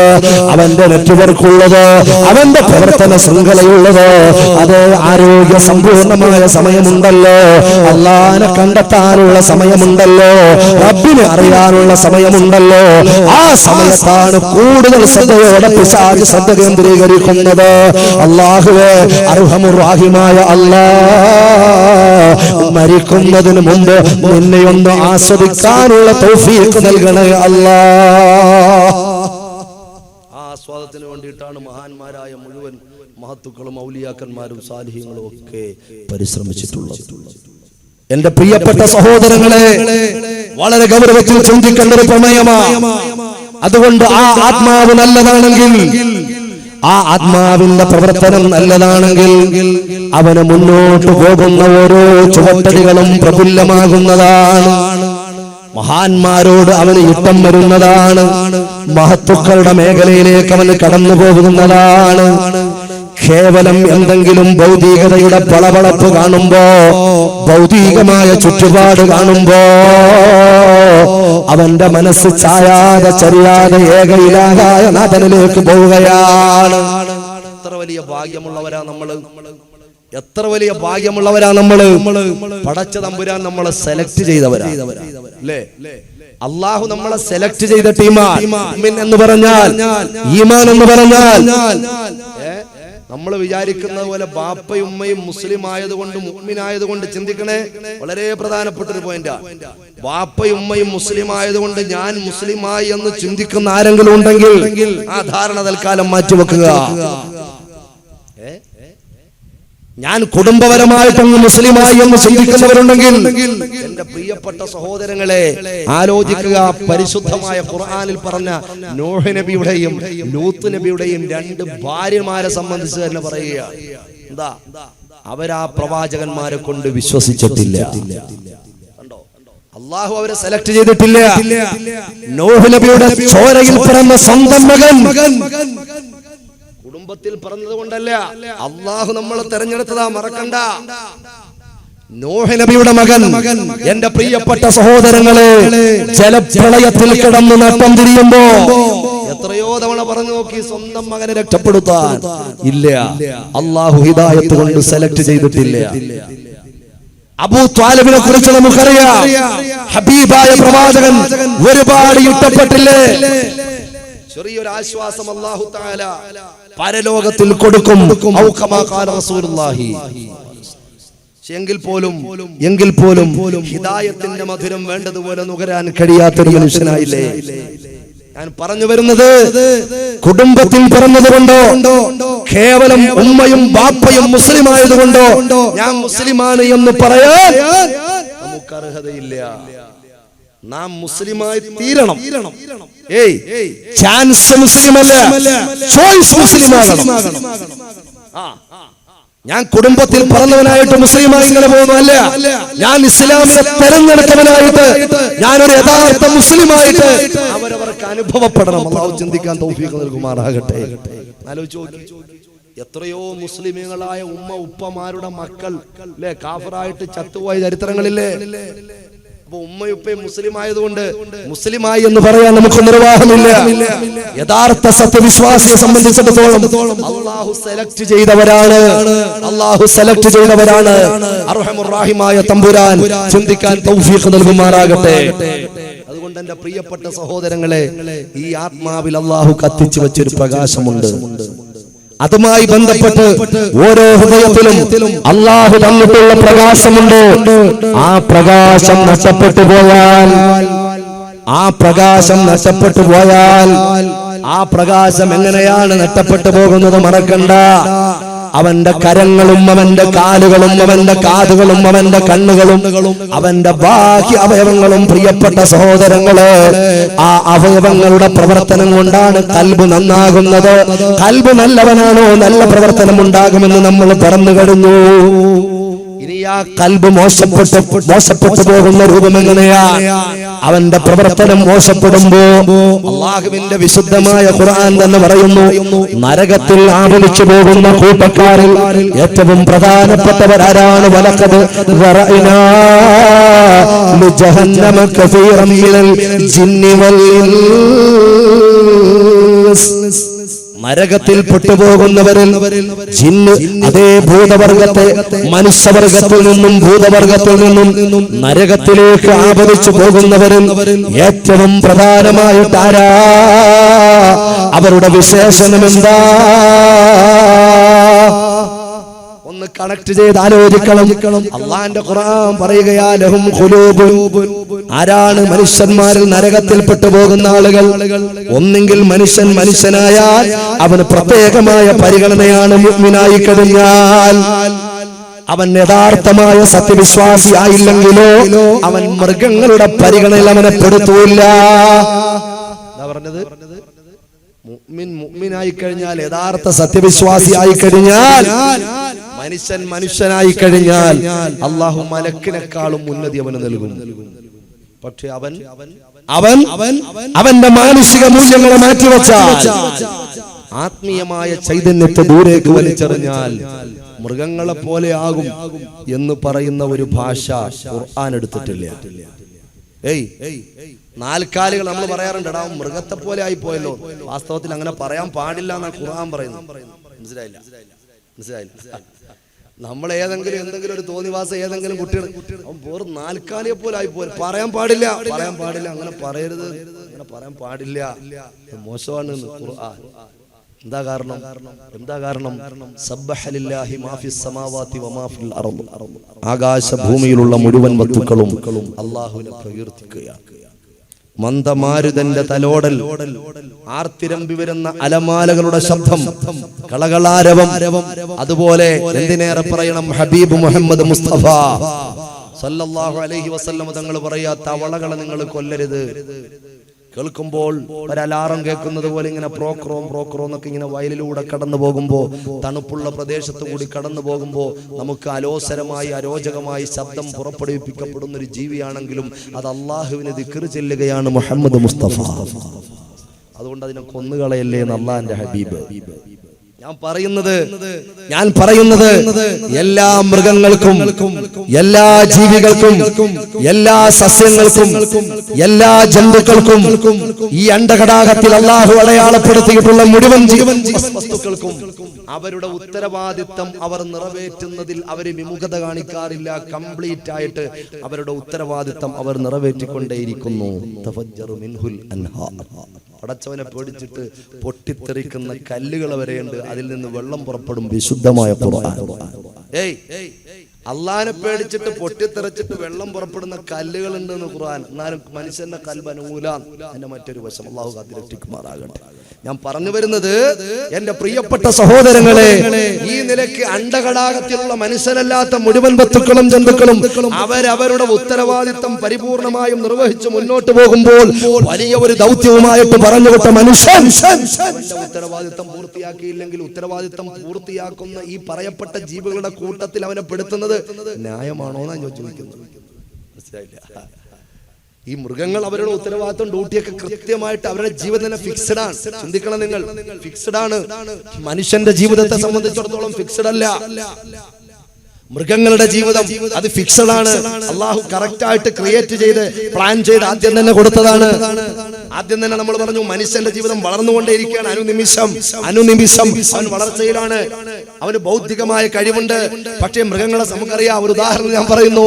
മനുഷ്യോൽപ്പത്തിയുടെ നായകൻ അബുൽ ബശർ ആദം അലൈഹിസ്സലാത്തു വസ്സലാമിന്റെ കാലഘട്ടത്തിൽ ഒരു കിളി എങ്ങനെയാണ് മരക്കൊമ്പിൽ കൂടുവെക്കുന്നത്, ഇപ്പോൾ ഈ IT യുഗത്തിലും ഇൻഫർമേഷൻ ടെക്നോളജിയുടെ യുഗത്തിലും ആ കിളി കൂടുവെക്കുന്നത് അതുപോലെ തന്നെയാണ്. ഫിക്സ്ഡ് ആണെന്ന് പറയുന്നത്. ഒരു കന്നുകാലി അതിന്റെ അന്നം അന്വേഷിച്ച് പുറത്തേക്ക് പോകുന്നത് എങ്ങനെയാണ്? അന്നത്തെ കാലഘട്ടത്തിൽ ഇന്നും അതേപോലെ. മനുഷ്യന്റെ അവസ്ഥ ഒന്ന് ആലോചിച്ചു. മനുഷ്യന്റെ അവസ്ഥ ആലോചിച്ചു. ഒരു വീടെടുക്കുമ്പോ, ഒരു പുരപണിയുമ്പോ നമ്മൾ പറയും അത് വേണ്ട, അതിപ്പോ ഔട്ട് ഓഫ് ഫാഷൻ ആണ്, 5 വർഷമായിട്ടുള്ള ആ മോഡൽ മാറിയിട്ട് 5 വർഷം ആ മോഡൽ വേണ്ട, അത് പഴയതാണ്. ഇപ്പോഴത്തെ മോഡൽ ഇങ്ങനെ ഫ്ലാറ്റ് ആയിട്ട് പോകുന്നതാണ്. അപ്പൊ ആ മോഡൽ മതി അല്ലേ? നമ്മളൊരു രജിസ്റ്റേർഡ് വാഹനം എടുക്കുന്നു, സുബ്ഹാനല്ലാഹ്, അടുത്ത മാസം ആയപ്പോഴത്തേക്ക് പുതിയത് വേറെ ഇറങ്ങി. അപ്പൊ അത് പഴയതായി. ഇങ്ങനെ മനുഷ്യൻ അവന്റെ പരിസ്ഥിതിയും പരിതസ്ഥിതിയും ഇങ്ങനെ മാറി മാറി മാറി മുന്നോട്ട് പോകുമ്പോ ഏതൊരു ക്രിയേറ്റിംഗിലാണോ മൃഗങ്ങൾക്കും മറ്റുള്ള ജീവികൾക്കും അല്ലാഹു രൂപപ്പെടുത്തിയിട്ടുള്ളത്, ആ ഉത്തരവാദിത്തം കൃത്യമായിട്ട് പടച്ച തമ്പുരാന്റെ ഭൂമിയിൽ മൃഗങ്ങൾ മുന്നോട്ട് ചെയ്തു പോകുമ്പോൾ വലിയ ഒരു ദൗത്യവുമായി പറഞ്ഞുവിട്ട മനുഷ്യൻ അവരുടെ ദൗത്യ പൂർത്തീകരണത്തിൽ പിന്നോട്ട് വലിച്ച ഈ മൃഗങ്ങളെ പോലെ എന്ന് പറഞ്ഞാൽ അതൊരിക്കലും നീതിയല്ല. അല്ലാഹുവിന്റെ ഖുർആൻ പറയുന്നു, ലഹും ഖുലൂബുൻ ലാ യഫ്ഖഹൂന ബിഹാ. മൃഗങ്ങൾക്ക് ഇല്ലാത്ത വിശേഷണമാ പറയുന്നത് മറന്നു പോകണ്ട. ലഹും ഖുലൂബുൻ, അവർക്ക് ഹൃദയങ്ങളുണ്ട്, ചിന്തിക്കാനുള്ള സംവിധാനങ്ങൾ അവന് കൊടുത്തിട്ടുണ്ട്. പക്ഷേ ലാ യഫ്ഖഹൂന ബിഹാ, എന്ത് കണ്ടാലും അവൻ ചിന്തിക്കൂല, എത്ര കണ്ടാലും അവൻ ചിന്തിക്കൂല, എങ്ങനെ കണ്ടാലും അവൻ ചിന്തിക്കൂല. ആരൊക്കെ എത്രയോ പരലോകത്തേക്ക് പ്രയാണം നടത്തിയ ആളുകളുടെ മുഖം കണ്ടിട്ടുണ്ട്. പക്ഷേ പരലോകത്തേക്കുള്ള പ്രയാണത്തിന്റെ വഴിയിലുള്ള ക്യൂവിലാണ് നമ്മളെന്നും മറന്നു പോകുന്നു. ഓരോ ആളുകളും ഇങ്ങനെ ക്യൂവിൽ നിൽക്കുക, മരണത്തിന്റെ ക്യൂവില്, പരലോകത്തേക്കുള്ള പ്രയാണത്തിന്റെ ക്യൂവിലാ ലോകത്തെ മുഴുവൻ മനുഷ്യരും. മുമ്പേ നിന്ന ആളുകളൊക്കെ ഇങ്ങനെ പോകുന്നു. റെയിൽവേ സ്റ്റേഷനിൽ ടിക്കറ്റ് എടുക്കാൻ ക്യൂ നിൽക്കുന്നത് പോലെ, പാസ്പോർട്ട് ഓഫീസിൽ ക്യൂ നിൽക്കുന്നത് പോലെ, അല്ലെങ്കിൽ ഹോസ്പിറ്റലിൽ OP ടിക്കറ്റ് എടുക്കാൻ നിൽക്കുന്നത് പോലെ ക്യൂവിൽ നിൽക്കുന്ന ആള് സുബ്ഹാനല്ലാഹ്. ഓരോ ആളുകളും ഇങ്ങനെ മുമ്പോട്ട് ടിക്കറ്റ് കിട്ടി പോവുകയാ. നമ്മളും മരണത്തിന്റെ ക്യൂവിലാ. മറന്നു പോകണ്ട സഹോദരങ്ങളെ. ആ നിരക്ക് നാം ജീവിക്കുമ്പോ പരലോകത്തെ കുറിച്ചുള്ള ചിന്ത എത്രയാണ് ഞാൻ ചോദിക്കുക എന്റെ പ്രിയപ്പെട്ടവരോട്. ലഹും ഖുലൂബുൻ, അല്ലാഹുവിന്റെ ഖുർആൻ ചോദിക്കുക, പടച്ചവന്റെ ഖുർആൻ ചോദിക്കുക. അവർക്ക് ഹൃദയങ്ങളുണ്ട്, പക്ഷേ ചിന്തിക്കാൻ അവർ തയ്യാറല്ല. വലഹും അഈനുല്ല യുബ്സിറൂന ബിഹാ, അവർക്ക് നല്ല നഗ്ന നേത്രങ്ങൾ കൊടുത്തിട്ടുണ്ട്. പക്ഷേ ആ നേത്രങ്ങൾ ഉപയോഗിച്ച് കാണേണ്ട കാര്യങ്ങളെ കാണാൻ അവന് തയ്യാറല്ല, കാണേണ്ടതുപോലെ കാണാൻ അവന് തയ്യാറല്ല. എന്റെ പ്രിയപ്പെട്ട ചെറുപ്പക്കാരോട് ഞാനൊന്ന് ചോദിക്കട്ടെ പൊന്നുമോനെ, വിശുദ്ധമായ ഖുർആൻ ഉണ്ടല്ലോ, ആ വിശുദ്ധമായ ഖുർആൻ ഓതിയ ലാസ്റ്റ് ദിവസം നിനക്ക് ഓർമ്മയുണ്ടോ? ഖുർആൻ ഓതിയതിന്റെ ലാസ്റ്റ് ദിവസം ഏതാണെന്ന് പെട്ടെന്ന് ചിന്തിക്കാതെ പറയാൻ പറ്റുമോ? അല്ലാഹു കാത്ത് രക്ഷിക്കുമാറാകട്ടെ. അതിപ്പോ ഉസ്താദെ കഴിഞ്ഞ റമളാന് ഞാനിങ്ങനെ അവസാനമൊക്കെ ഇങ്ങനെ ഓതിയായിരുന്നു. പിന്നിപ്പോ ഞാൻ ഓതിയത് ഞങ്ങളുടെ വീട്ടിൽ എൻ്റെ മൂത്താപ്പ മരിച്ചപ്പോൾ ഞാനൊന്ന് എടുത്ത് ഇങ്ങനെ ഓതി. പിന്നിപ്പോ ഞാനൊരു കാര്യം സലാമത്തായി കിട്ടാൻ വേണ്ടി ഒരു യാസി നേർച്ചയാക്കിയായിരുന്നു, അപ്പോഴെടുത്ത് വെച്ച് ഓതി. ഇതൊക്കെ വേണം, നല്ലത് തന്നെ. അല്ലാഹു ബർക്കത്ത് നൽകുമാറാകട്ടെ. ഇങ്ങനെ ആലോചിച്ച് പറയണം ഖുർആൻ ഓതിയ ദിവസത്തെ സംബന്ധിച്ച്. ഞാനൊന്ന് ചോദിക്കുന്നു, ഇന്നത്തെ ദിവസം പ്രഭാതം മുതൽ പ്രദോഷം വരെ എത്ര തവണ നിന്റെ ഫേസ്ബുക്ക് നീ ഓപ്പൺ ചെയ്തു? അതിന്റെ എണ്ണം പറയാൻ പറ്റുമോ? അതും ആലോചിക്കാൻ പറയാൻ പറ്റൂല, എണ്ണം കൂടുതലായി. വാട്സാപ്പിൽ നീ എത്ര ചാറ്റിംഗ് നടത്തി? എണ്ണാതെ പറയാൻ പറ്റില്ല. ദിനേന മനസ്സിലെങ്ങോട്ടാ പോകുന്നത്? അല്ലാഹു നല്ല കാഴ്ച ശേഷി കൊടുത്തിട്ടുണ്ട്. ഈ ശേഷി ഇല്ലായിരുന്നെങ്കിൽ അറിയാമതിന്റെ കുഴപ്പം. എന്റെ പ്രിയപ്പെട്ടവരെ, നൂറുകണക്കിന് രാജ്യങ്ങളിൽ അന്ധന്മാർ ഹോട്ടൽ നടത്തുന്നുണ്ട്. അതിന്റെ പേര് തന്നെ ഡയലോഗ് ഇൻ ദി ഡാർക്ക്. അന്ധന്മാരുടെ ഹോട്ടലിന്റെ പേരാ എന്താ? Dialogue in the dark. ഇരുട്ടത്തൊരു ഡയലോഗ് നമ്മുടെ ഇന്ത്യയിലുണ്ട്. അന്ധന്മാരുടെ ഹോട്ടൽ എവിടെയാണ്? ഹൈദരാബാദ്. എന്താ അതിന്റെ പ്രത്യേകത? അവിടെ പോകുമ്പോൾ അന്വേഷിക്കാം, കണ്ടുപിടിക്കാം. ഒന്ന് കയറുന്ന നല്ലതാ, ഓർമ്മല്ല ചാപ്പടടിക്കാനല്ല, ഒന്ന് അനുഭവിച്ചറിയാൻ വേണ്ടിയിട്ട്. അള്ളാഹു നമുക്കൊന്ന് അനുഗ്രഹത്തെ കുറിച്ച്. എന്താ അതിന്റെ പ്രത്യേകത? ഒരല്പം വെളിച്ചം ഉത്ഭവിക്കാൻ സാധ്യതയുള്ള മുഴുവൻ വസ്തുക്കളും പുറത്തേക്ക് മാറ്റിവെക്കും. മൊബൈൽ ഉൾപ്പെടെ, വാച്ചിന്റെ സൂചിയുടെ ലൈറ്റ് ഉണ്ടെങ്കിൽ അത് അങ്ങനെയുള്ള വാച്ച് ഉൾപ്പെടെ പുറത്തേക്ക് വെക്കും. ഇരുട്ടാണ് അകത്തേക്ക് കയറുമ്പോൾ. അകത്തോട്ട് കയറിയാൽ ഇരുള. അതിൽ മുഴുവനും അന്ധന്മാരാണ് സപ്ലയർമാർ. അവരാണ് ക്യാഷറിലിരിക്കുന്നത്, അവരാണ് മുഴുവൻ പ്രവർത്തനവും നടത്തുന്നത്. അവിടെ നീ അങ്ങോട്ട് കയറിയാൽ ബ്ലോക്ക് ചെയ്യും പുറത്തു നിന്ന്. പിന്നെ ഇരുട്ടത്താണ്. ഒരാൾ വന്ന് കൈപ്പിടിക്കും. പേടിക്കണ്ട, ഞെട്ടണ്ട, അന്ധനാണ്, അയാൾക്ക് വഴി കാണും. അയാൾക്ക് അവിടെ കാഴ്ചയുണ്ട്, നിനക്ക് കാഴ്ചയില്ല. നിന്റെ റോഡ് പുറത്താണ്. എന്റെ പ്രിയപ്പെട്ട സഹോദര, ചിന്തിക്കണം. അവൻ പിടിച്ചോണ്ടുപോയി അടുത്തൊരു ചേലിരുത്തും. വേറെ ആൾ വന്ന് തോളിത്തട്ടും. ഭയക്കണ്ട, നിനക്ക് എന്ത് വേണമെന്ന് ചോദിക്കാമെന്നതാണ്. അവർക്ക് അവിടെ കാഴ്ചയുണ്ട്. നീ ഇവിടെ അള്ളാഹു തന്ന അനുഗ്രഹത്തെ ഇത്രയും നാൾ ചിന്തിക്കാത്തവനാണ്. അവൻ അവിടെ നിന്ന് കണ്ണീരൊഴുക്കി പടച്ചവനെ ഹംദ് ചെയ്യണം. അതിനുവേണ്ടിയിട്ടാണ് ഞാൻ അകത്തൊന്ന് കയറാൻ പറഞ്ഞത്. വലിയൊരു സംഭവമാണ് എന്റെ പ്രിയപ്പെട്ടവരെ. വല്ലാത്തൊരു അത്ഭുതമായ ലോകമാണ് അതിന്റെ ഉള്ളിൽ. ഒരംശം വെളിച്ചം പുറത്തിറങ്ങി വരുമ്പോൾ ഒരല്പ ഈമാനുള്ളവൻ അൽഹംദുലില്ലാഹ് അല്ലാഹു തന്ന കണ്ണിനെ കുറിച്ച് ചിന്തിക്കും. അത് ചിന്തിക്കാൻ വേണ്ടിയിട്ടും അന്ധന്മാരുടെ പ്രയാസങ്ങളെ മറ്റുള്ള മാനവിക സമൂഹം പഠിക്കാൻ വേണ്ടിയിട്ടുമാണ് ഇങ്ങനെ ഒരു ഹോട്ടൽ സംവിധാനം ഏതാണ്ട് 100-118 രാജ്യങ്ങളിൽ എന്റെ പ്രിയപ്പെട്ടവരെ പ്രവർത്തിക്കുന്നുണ്ട്. ഞാൻ പറഞ്ഞത് വലഹും അഅ്യുനുൻ ലാ യുബ്സിറൂന ബിഹാ, അവന് നല്ല നഗ്ന നേത്രങ്ങൾ കൊടുത്തിട്ടുണ്ട്, പക്ഷേ കാണേണ്ട വിഷയങ്ങളെ കാണുന്നില്ല. ക്യാമറ മൂലം കണ്ടുപിടിച്ചിട്ടുള്ളത് കണ്ണിന്റെ പ്രവർത്തനത്തെ പഠിച്ചുകൊണ്ടാ. ക്യാമറ കണ്ടുപിടിച്ചിട്ടുള്ളത് കണ്ണിന്റെ പ്രവർത്തനത്തെ കുറിച്ച് പഠിച്ചിട്ടാണ്. ശാസ്ത്രലോകം ക്യാമറയും അതുപോലെ ബന്ധപ്പെട്ട സാധനം അല്ലേ? നമ്മൾ ദൂരെയുള്ള സാധനങ്ങളെ ശ്രദ്ധിച്ചു നോക്കുമ്പോൾ സൂമിങ്, അതുപോലെ ഇമ വെട്ടുമ്പോൾ സ്റ്റില്ല്, ഇങ്ങനെ ഓരോ നിലയ്ക്കും കണ്ണിന്റെ പ്രവർത്തനവുമായി ബന്ധപ്പെട്ടുകൊണ്ട് ക്യാമറ കണ്ടുപിടിച്ചിട്ടുണ്ടെങ്കിൽ ഞാൻ എന്റെ പ്രിയപ്പെട്ട സഹോദരങ്ങളോട് ചോദിക്കുകയാണ് ഒരൊറ്റ ചോദ്യം. നമ്മുടെ കയ്യിൽ മൊബൈൽ ഫോണുകളുണ്ട്, ക്യാമറ സംവിധാനമില്ലാത്ത മൊബൈൽ ഫോണുകൾ ഇപ്പോൾ ഇല്ല. പഴയ കാലമല്ല, കവറിലേക്ക് കാലം നീട്ടിയിരിക്കുന്ന ഉപ്പാപ്പാന്റെ കയ്യിലും ഐപാഡും അതുപോലെയുള്ള ടെക്നോളജികളുള്ള മൊബൈൽ ഫോണുള്ള കാലവാ.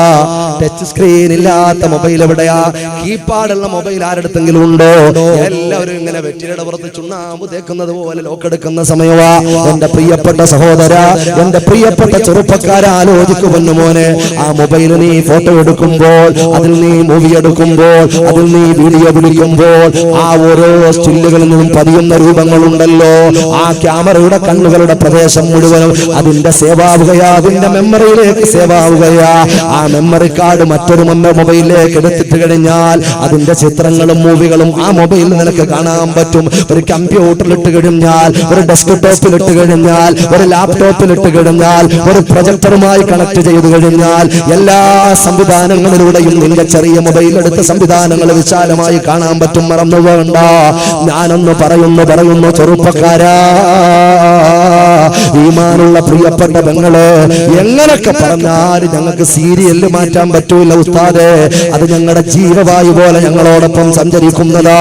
റിയാലിറ്റി ഷോ മുടക്കാൻ പറ്റൂല ഉസ്താദേ, കുട്ടിപ്പട്ടാളം മുടക്കാൻ പറ്റൂല ഉസ്താദേ, ഒരൊറ്റ പ്രോഗ്രാമും നിങ്ങൾക്ക് മുടക്കാൻ പറ്റൂല ഉസ്താദേ. നിങ്ങൾ വയല് പറഞ്ഞിട്ട് പോയിക്കോ, കുഴപ്പമില്ല, ഞങ്ങൾക്കിതൊന്നും പേടിയില്ല, ഞങ്ങൾ ഒരുപാട് കേട്ടതാ, ഞങ്ങൾ ഇതിനപ്പുറവും കേട്ടതാ എന്നൊക്കെ പറഞ്ഞ് അല്ലാനെ വെല്ലുവിളിക്കുന്ന പെണ്ണേ, വളരെ ഗൗരവത്തിൽ നിന്ന് ആലോചിച്ചോ പൊന്നുമോനെ. നമ്മുടെ കണ്ണാകുന്ന ക്യാമറയുടെ മുമ്പിലുള്ള സ്റ്റില്ലുകളുണ്ടല്ലോ, ഓരോ തവണ നമ്മുടെ ഇമ വെട്ടുമ്പോൾ ഓരോ സ്റ്റില്ലുകളും നമ്മുടെ ഹൃദയത്തിലേക്ക് അല്ലാഹു ഉള്ളിൽ വെച്ചിട്ടുള്ള ഒരു മെമ്മറിയിലേക്ക് സേവാവുകയാ. ഓരോ ഇമ വെട്ടുന്നതിന്റെ ഇടയിലുള്ള ആ സ്റ്റില്ലുകളൊക്കെ ഇങ്ങനെ സേവാവുകയാ. ഒരൊറ്റ സ്റ്റില്ലും അവിടെ സേവാകാതെ പോവില്ല. എന്റെ പ്രിയപ്പെട്ടവരെ, അല്ലാഹു വെച്ച മെമ്മറിയിൽ വൈറസ് കയറൂല, അത് ബ്ലോക്ക് ആവൂല, അത് നഷ്ടപ്പെട്ടു പോകൂല, അതാരും ജാഗ് ചെയ്യൂല, ഒന്നും ചെയ്യൂല. അത് സുനിശ്ചിതമായിട്ട് പടച്ചവൻ രേഖപ്പെടുത്തിയതാ. അതുകൊണ്ട് കണ്ണാകുന്ന സ്റ്റില്ലുകൾ അതിന്റെ ഉള്ളിലുള്ള മെമ്മറിയിലേക്ക് ഇങ്ങനെ സേവാകുമ്പോ ആ കാർഡ് എടുത്തുകൊണ്ട് പടച്ച തമ്പുരാൻ പരലോകത്തിൽ ഒരു സ്ക്രീൻ ഉണ്ട് മക്കളെ. ആ സ്ക്രീനിൽ അങ്ങോട്ടിടുമ്പോ കണ്ട സ്റ്റില്ലുകളെല്ലാം അവിടെ പ്രത്യക്ഷപ്പെടുമ്പോൾ അത് എന്റെതല്ലെന്ന് പറയാൻ പറ്റുമോ? അത് ഞാൻ കണ്ടതല്ലെന്ന് പറയാൻ പറ്റുമോ? അത് സ്വന്തം മൊബൈലിട്ടിരിക്കുന്ന ചിപ്പല്ലേ പൊന്നുമോനെ, അത് നീ എടുത്തതല്ലെന്ന് പറയാൻ പറ്റുമോ? അല്ലെങ്കിൽ നിന്റെ ക്യാമറയിൽ എടുത്തതല്ലെന്ന് പറയാൻ പറ്റുമോ? ആ നിനക്ക് പടച്ച തമ്പുരാൻ നാളെ അതാ നിന്റെ പരലോകത്തിൽ നിന്റെ കാഴ്ചകളെ സംബന്ധിച്ച് ചോദ്യം ചെയ്യുമ്പോ മറക്കണ്ട ചേർത്തൊന്ന് വായിച്ചോ. വലഹുമായിനുള്ള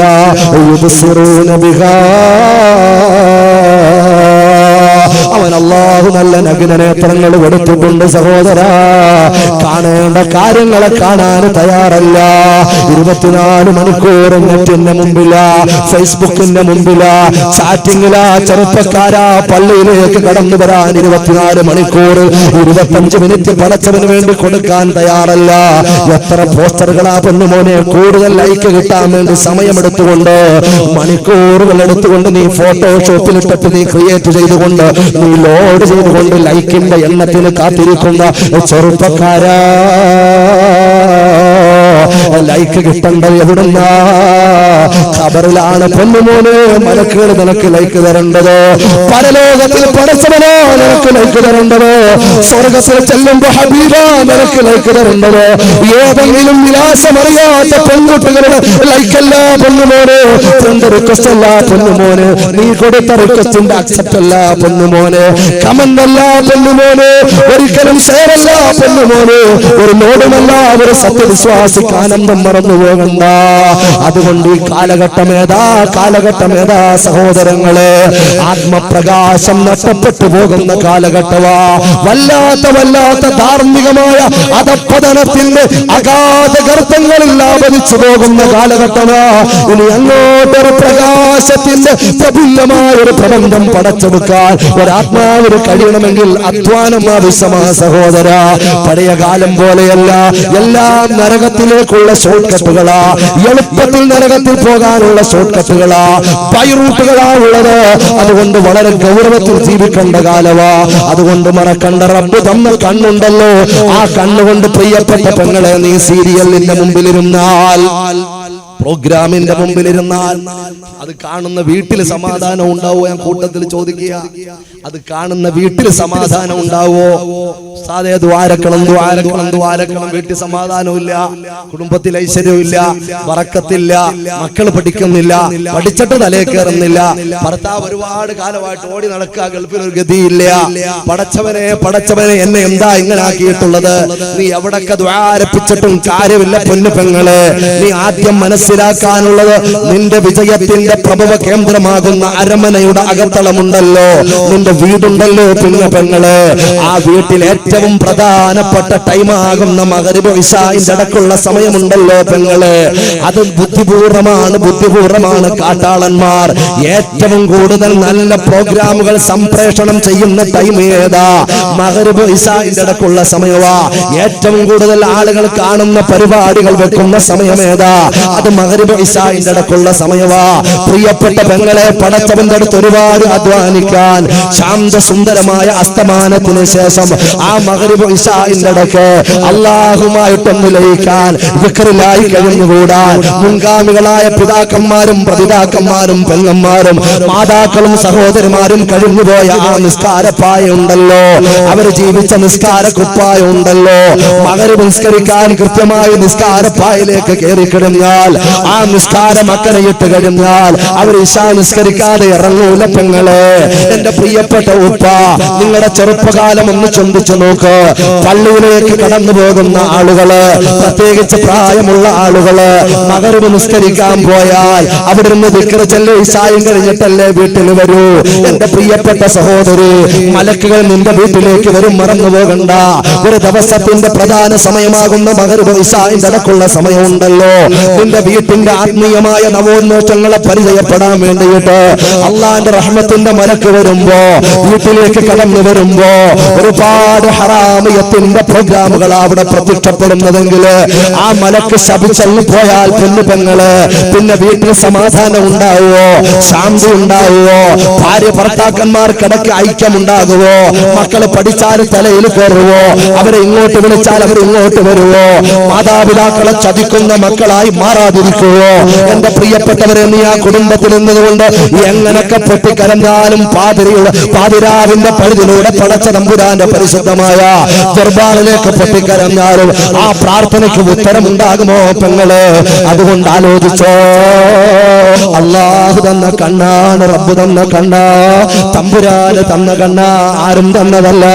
ആ കണ്ണിന്റെ പ്രവർത്തനത്തെ സംബന്ധിച്ച് അല്ലാഹു ചോദിക്കും, മറക്കണ്ട, വലഹും അഅ്യുനുൻ ലാ യുബ്സിറൂന ബിഹാ.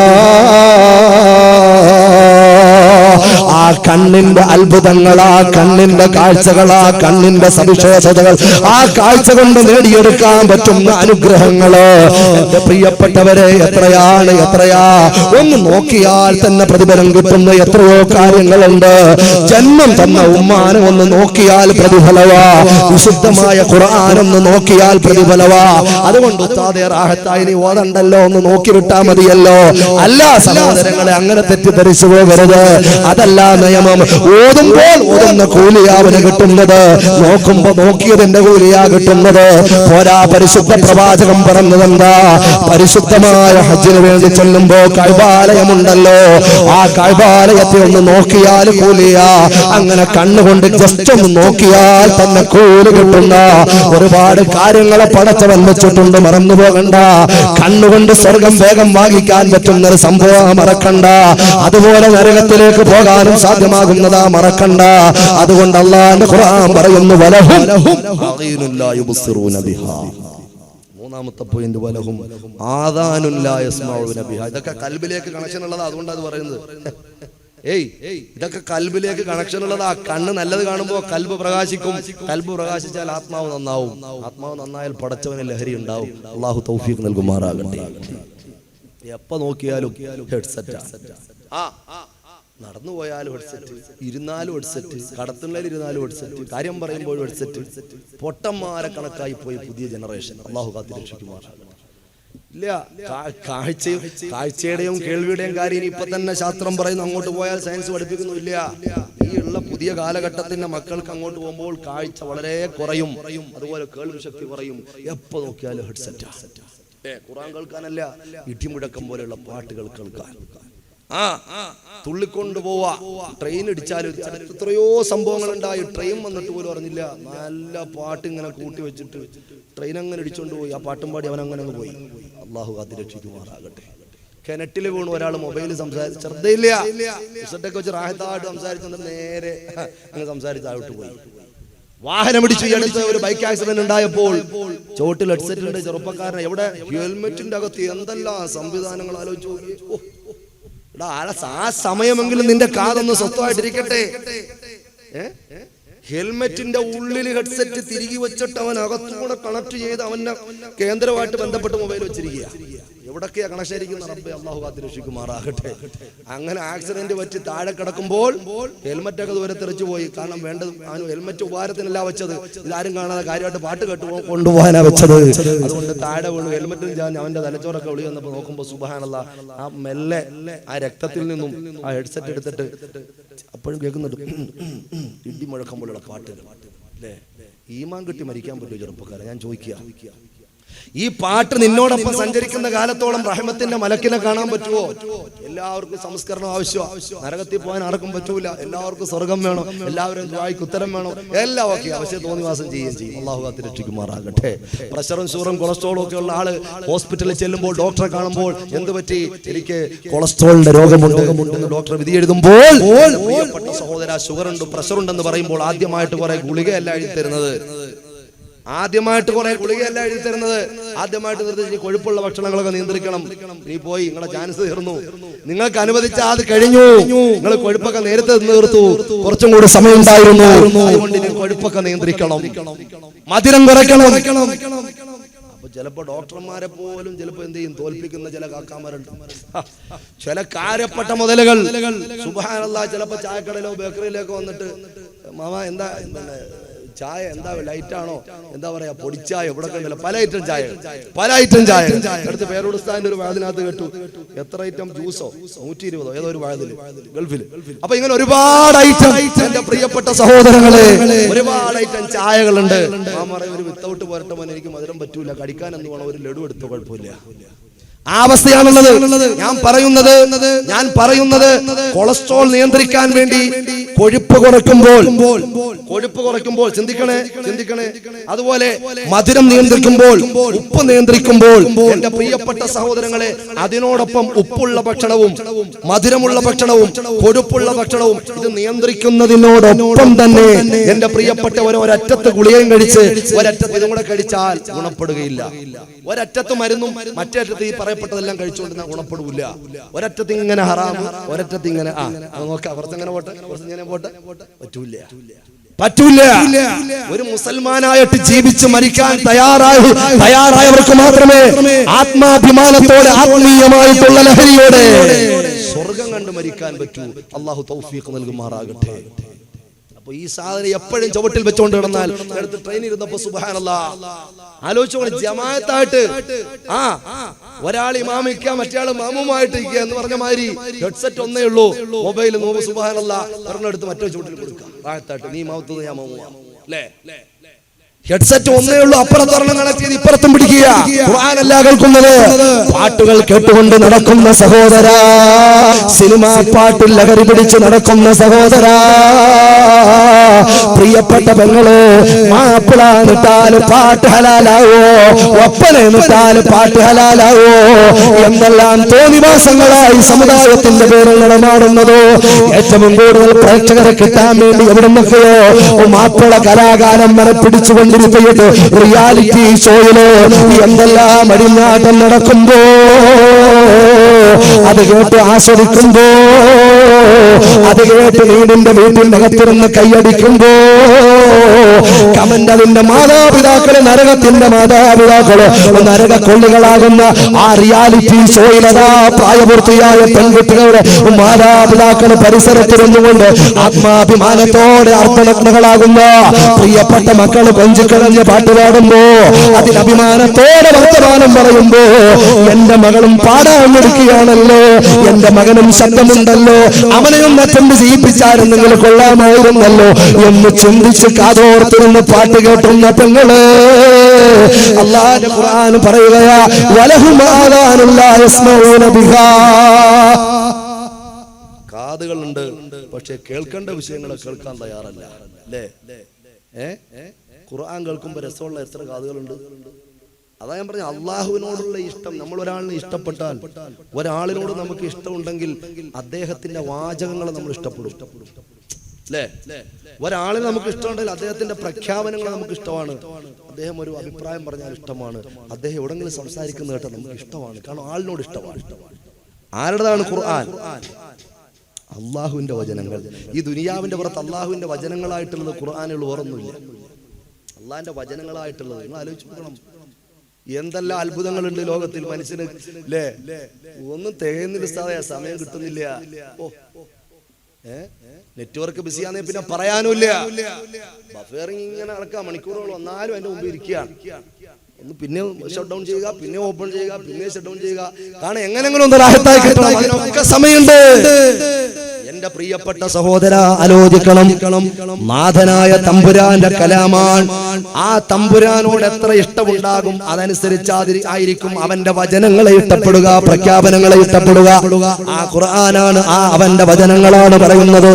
വലഹും ആദാനുൻ ലാ യസ്മഊന ബിഹാ. കാതുകളുണ്ട്, പക്ഷേ കേൾക്കേണ്ട വിഷയങ്ങൾ കേൾക്കാൻ തയ്യാറല്ല. ഇങ്ങനെയുള്ള കൂട്ടക്കാർ ഹൃദയമുണ്ട്, ചിന്തിക്കേണ്ട കാര്യങ്ങളെ ചിന്തിക്കാത്തവർ. കണ്ണുകളുണ്ട്, കാണേണ്ടതിനെ കാണാത്തവർ. കാതുകളുണ്ട്, കേൾക്കേണ്ടതിനെ കേൾക്കാത്തവർ. ഇങ്ങനെയുള്ള കൂട്ടക്കാരെ സംബന്ധിച്ച് അല്ലാഹു ആദ്യം ഇങ്ങനെന്ന് പറഞ്ഞു വെക്കുന്നു, ഉലൈക കല്ലനാം, അവർ മൃഗങ്ങളെ പോലെയാ. നിർത്തിയില്ല അവിടെ. ബൽഹും അദല്ല്, എല്ലാവർക്കും അറിയാതെ, പക്ഷേ മൃഗങ്ങളെക്കാളും അത് പതിച്ചവരാണ്. മൃഗങ്ങളെ പോലെ എന്നല്ല, ബൽ. അതങ്ങനെ പറഞ്ഞാൽ പറ്റൂല. കാരണം ഞാൻ ആദ്യം പറഞ്ഞ പോലെ ഈ മൃഗങ്ങളൊക്കെ അവരുടെ ഉത്തരവാദിത്തം ചെയ്യുന്നവരാ. അതുകൊണ്ട് ഉത്തരവാദിത്തം പൂർത്തിയാക്കുന്ന മൃഗങ്ങളോടൊപ്പം ഉത്തരവാദിത്ത ബോധമില്ലാത്ത മനുഷ്യനെപ്പെടുത്തുന്ന നീതിയല്ല. അതുകൊണ്ട് ബൽഹും അദല്ല്, അതിനേക്കാളും വഴികേടിലും നെറുകേടിലുമായവരാ. അവർക്കുള്ള സ്ഥലമാണ് ജഹന്നം. അല്ലാഹു കാത്തിരക്ഷിക്കുമാറാകട്ടെ, അല്ലാഹു കാത്തിരക്ഷിക്കുമാറാകട്ടെ. അതുകൊണ്ട് അല്ലാഹു ഓരോ മനുഷ്യനും അവന്റെ ഹൃദയത്തിൽ പ്രകാശം കത്തിച്ചു വെച്ചിട്ടുണ്ട്, ആത്മീയമായ വെളിച്ചമുണ്ട്. അത് ചില ആളുകൾ എന്ത് ചെയ്യും, കഷ്ടപ്പെട്ട് അതിനെ ഇങ്ങനെ പ്രകാശം വർദ്ധിപ്പിക്കും. ചില ആളുകൾ പ്രവർത്തനം കൊണ്ട് അതിനെ മുരടിപ്പിക്കും, അതിന്റെ പ്രകാശം കെടുത്തും, അതിനെ ഇരുളാക്കി കളയും. ചിലപ്പോ അപൂർവം ചില ആളുകൾ തിരിച്ചു കയറാൻ പറ്റാത്ത അബദ്ധത്തിലേക്ക് അല്ലാഹു കാത്തിരക്ഷിക്കുമാറാകട്ടെ. ചെറിയ ഒരു പ്രകാശം ഉണ്ടായതിന്റെ പേരിൽ വല്ലപ്പോഴും നല്ല കാര്യങ്ങൾ കേൾക്കുമ്പോൾ നമുക്കൊരു ആനന്ദം ഉണ്ടാവും, ഒരു അംശം പ്രകാശം. അതിനെ വളർത്തിയെടുക്കണം അല്ലേ? ചില സദസ്സുകൾ ഇരിക്കുമ്പോൾ ചില സമയത്ത് കേൾക്കുമ്പോൾ വിചാരിക്കും ഇനിയെങ്കിലും ഒന്ന് റെഡിയാവണം, ഇങ്ങനെ ജീവിച്ചാൽ പറ്റൂല, മരിക്കണം, മരണം പിന്നിലുണ്ട്, അങ്ങനെയാണ് ഇങ്ങനെയാണ്. പുറത്തോട്ടിറങ്ങുമ്പോൾ ഒക്കെ പോയി. അപ്പൊ ആ നിലയ്ക്ക് നാം ചിന്തിച്ചു മുന്നോട്ട് പോകണം. പ്രിയപ്പെട്ട സഹോദരങ്ങളെ, ആ പ്രകാശം നഷ്ടപ്പെട്ടു പോകാതെ കാക്കേണ്ടതും ആ പ്രകാശത്തിനെ സംബന്ധിച്ച് വീക്ഷിക്കേണ്ടതും ഒരു സത്യവിശ്വാസിയുടെ ഏറ്റവും പ്രധാനപ്പെട്ട ബാധ്യതയാണ്. ഒരൊറ്റ വിഷയം പറഞ്ഞുകൊണ്ട് ഇൻഷാ അല്ലാഹ് തൽക്കാലം ഞാൻ വിരമിക്കുകയാണ്. മഹാനായ ലുഖ്മാനുൽ ഹക്കീം റളിയല്ലാഹു അൻഹു, കുറച്ച് തർബിയത്തെല്ലാം ലുഖ്മാനുൽ ഹക്കീം റളിയല്ലാഹു തആല, മഹാനവറുകളെ സംബന്ധിച്ചറിയാം, ഒരുപാട് കറാമത്തുള്ള മഹാനാണ്. ശുദ്ധമായ ഖുർആനിൽ തന്നെ ഓർമ്മപ്പെടുത്തി. ലുഖ്മാനുൽ ഹക്കീം റളിയല്ലാഹു തആല അൻഹു ഒരിക്കൽ തന്റെ പ്രിയപ്പെട്ട ഭാര്യയോട് പറയുകയാണ്, തന്റെ പ്രിയപ്പെട്ട പ്രാണപ്രേയസിയാകുന്ന ഭാര്യയോട് പറയുകയാണ്, ഈ പുഴയുടെ അക്കരെ ഒരു മലഞ്ചെരുവിൽ അല്ലാഹുവിനെ ഇഷ്ടപ്പെടുന്ന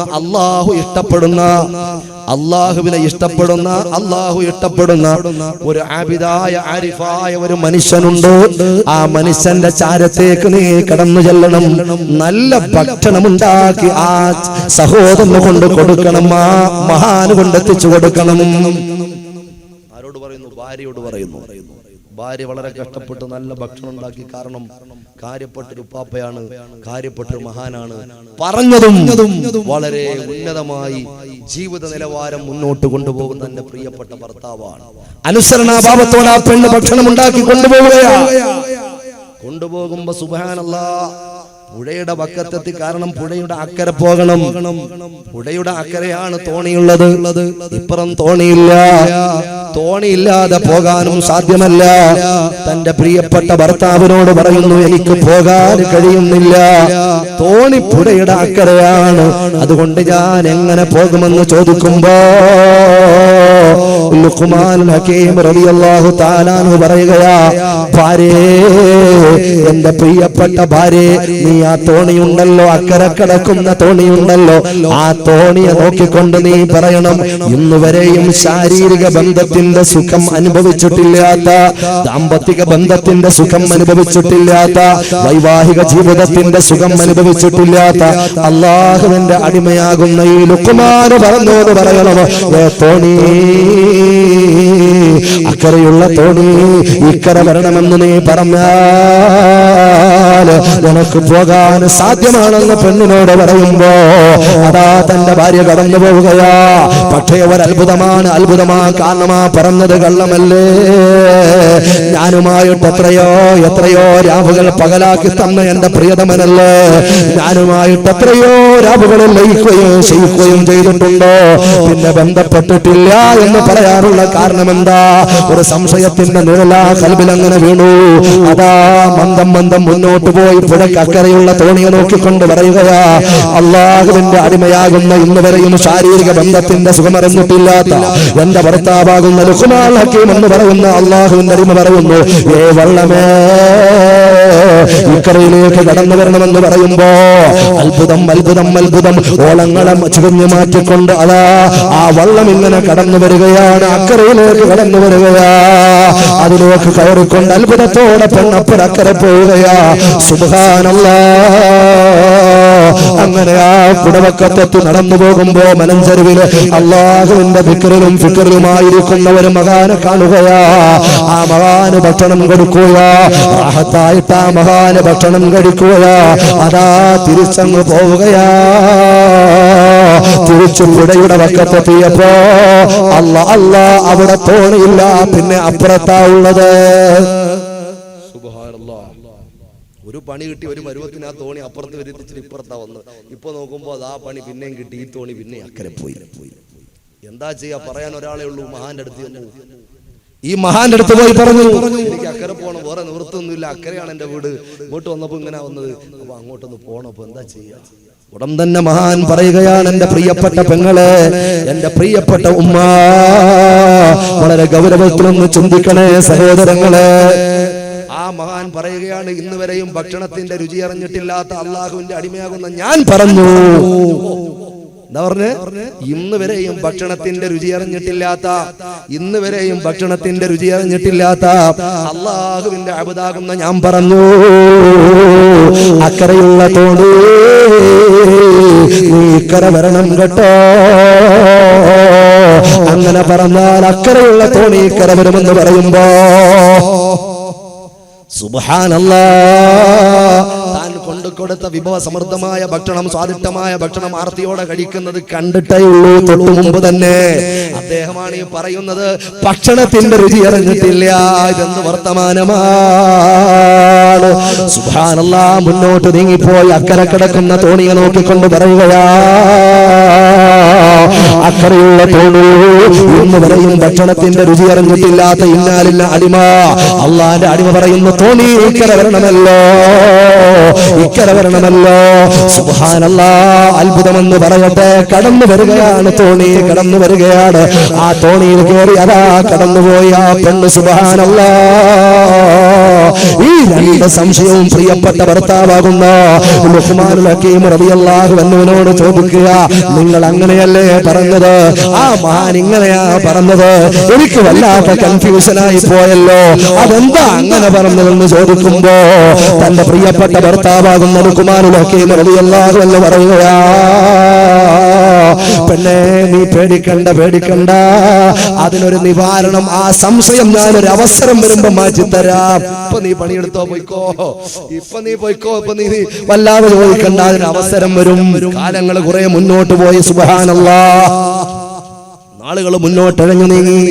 ഒരു ദിവസം ഈ പെണ്ണിന്റെ കുടുംബത്തിൽ ഒരു കല്യാണം വന്നു. ശ്രദ്ധിക്കണം നിങ്ങൾ, ഈ പെണ്ണിന്റെ കുടുംബത്തിൽ വളരെ പ്രധാനപ്പെട്ട ഒരു കുടുംബാംഗത്തിന്റെ വീട്ടിൽ കല്യാണം വന്നു. ഈ കല്യാണത്തിന് പോയേ പറ്റൂ, ഒഴിവാക്കാൻ പറ്റൂല. ഭർത്താവിനോട് ചോദിക്കുന്നു, എനിക്ക് കല്യാണത്തിന് പോകണം. ആരുടെ കല്യാണം? ഇന്നാടെ കല്യാണം. എവിടെയാണ്? ഇവിടെയാണ്.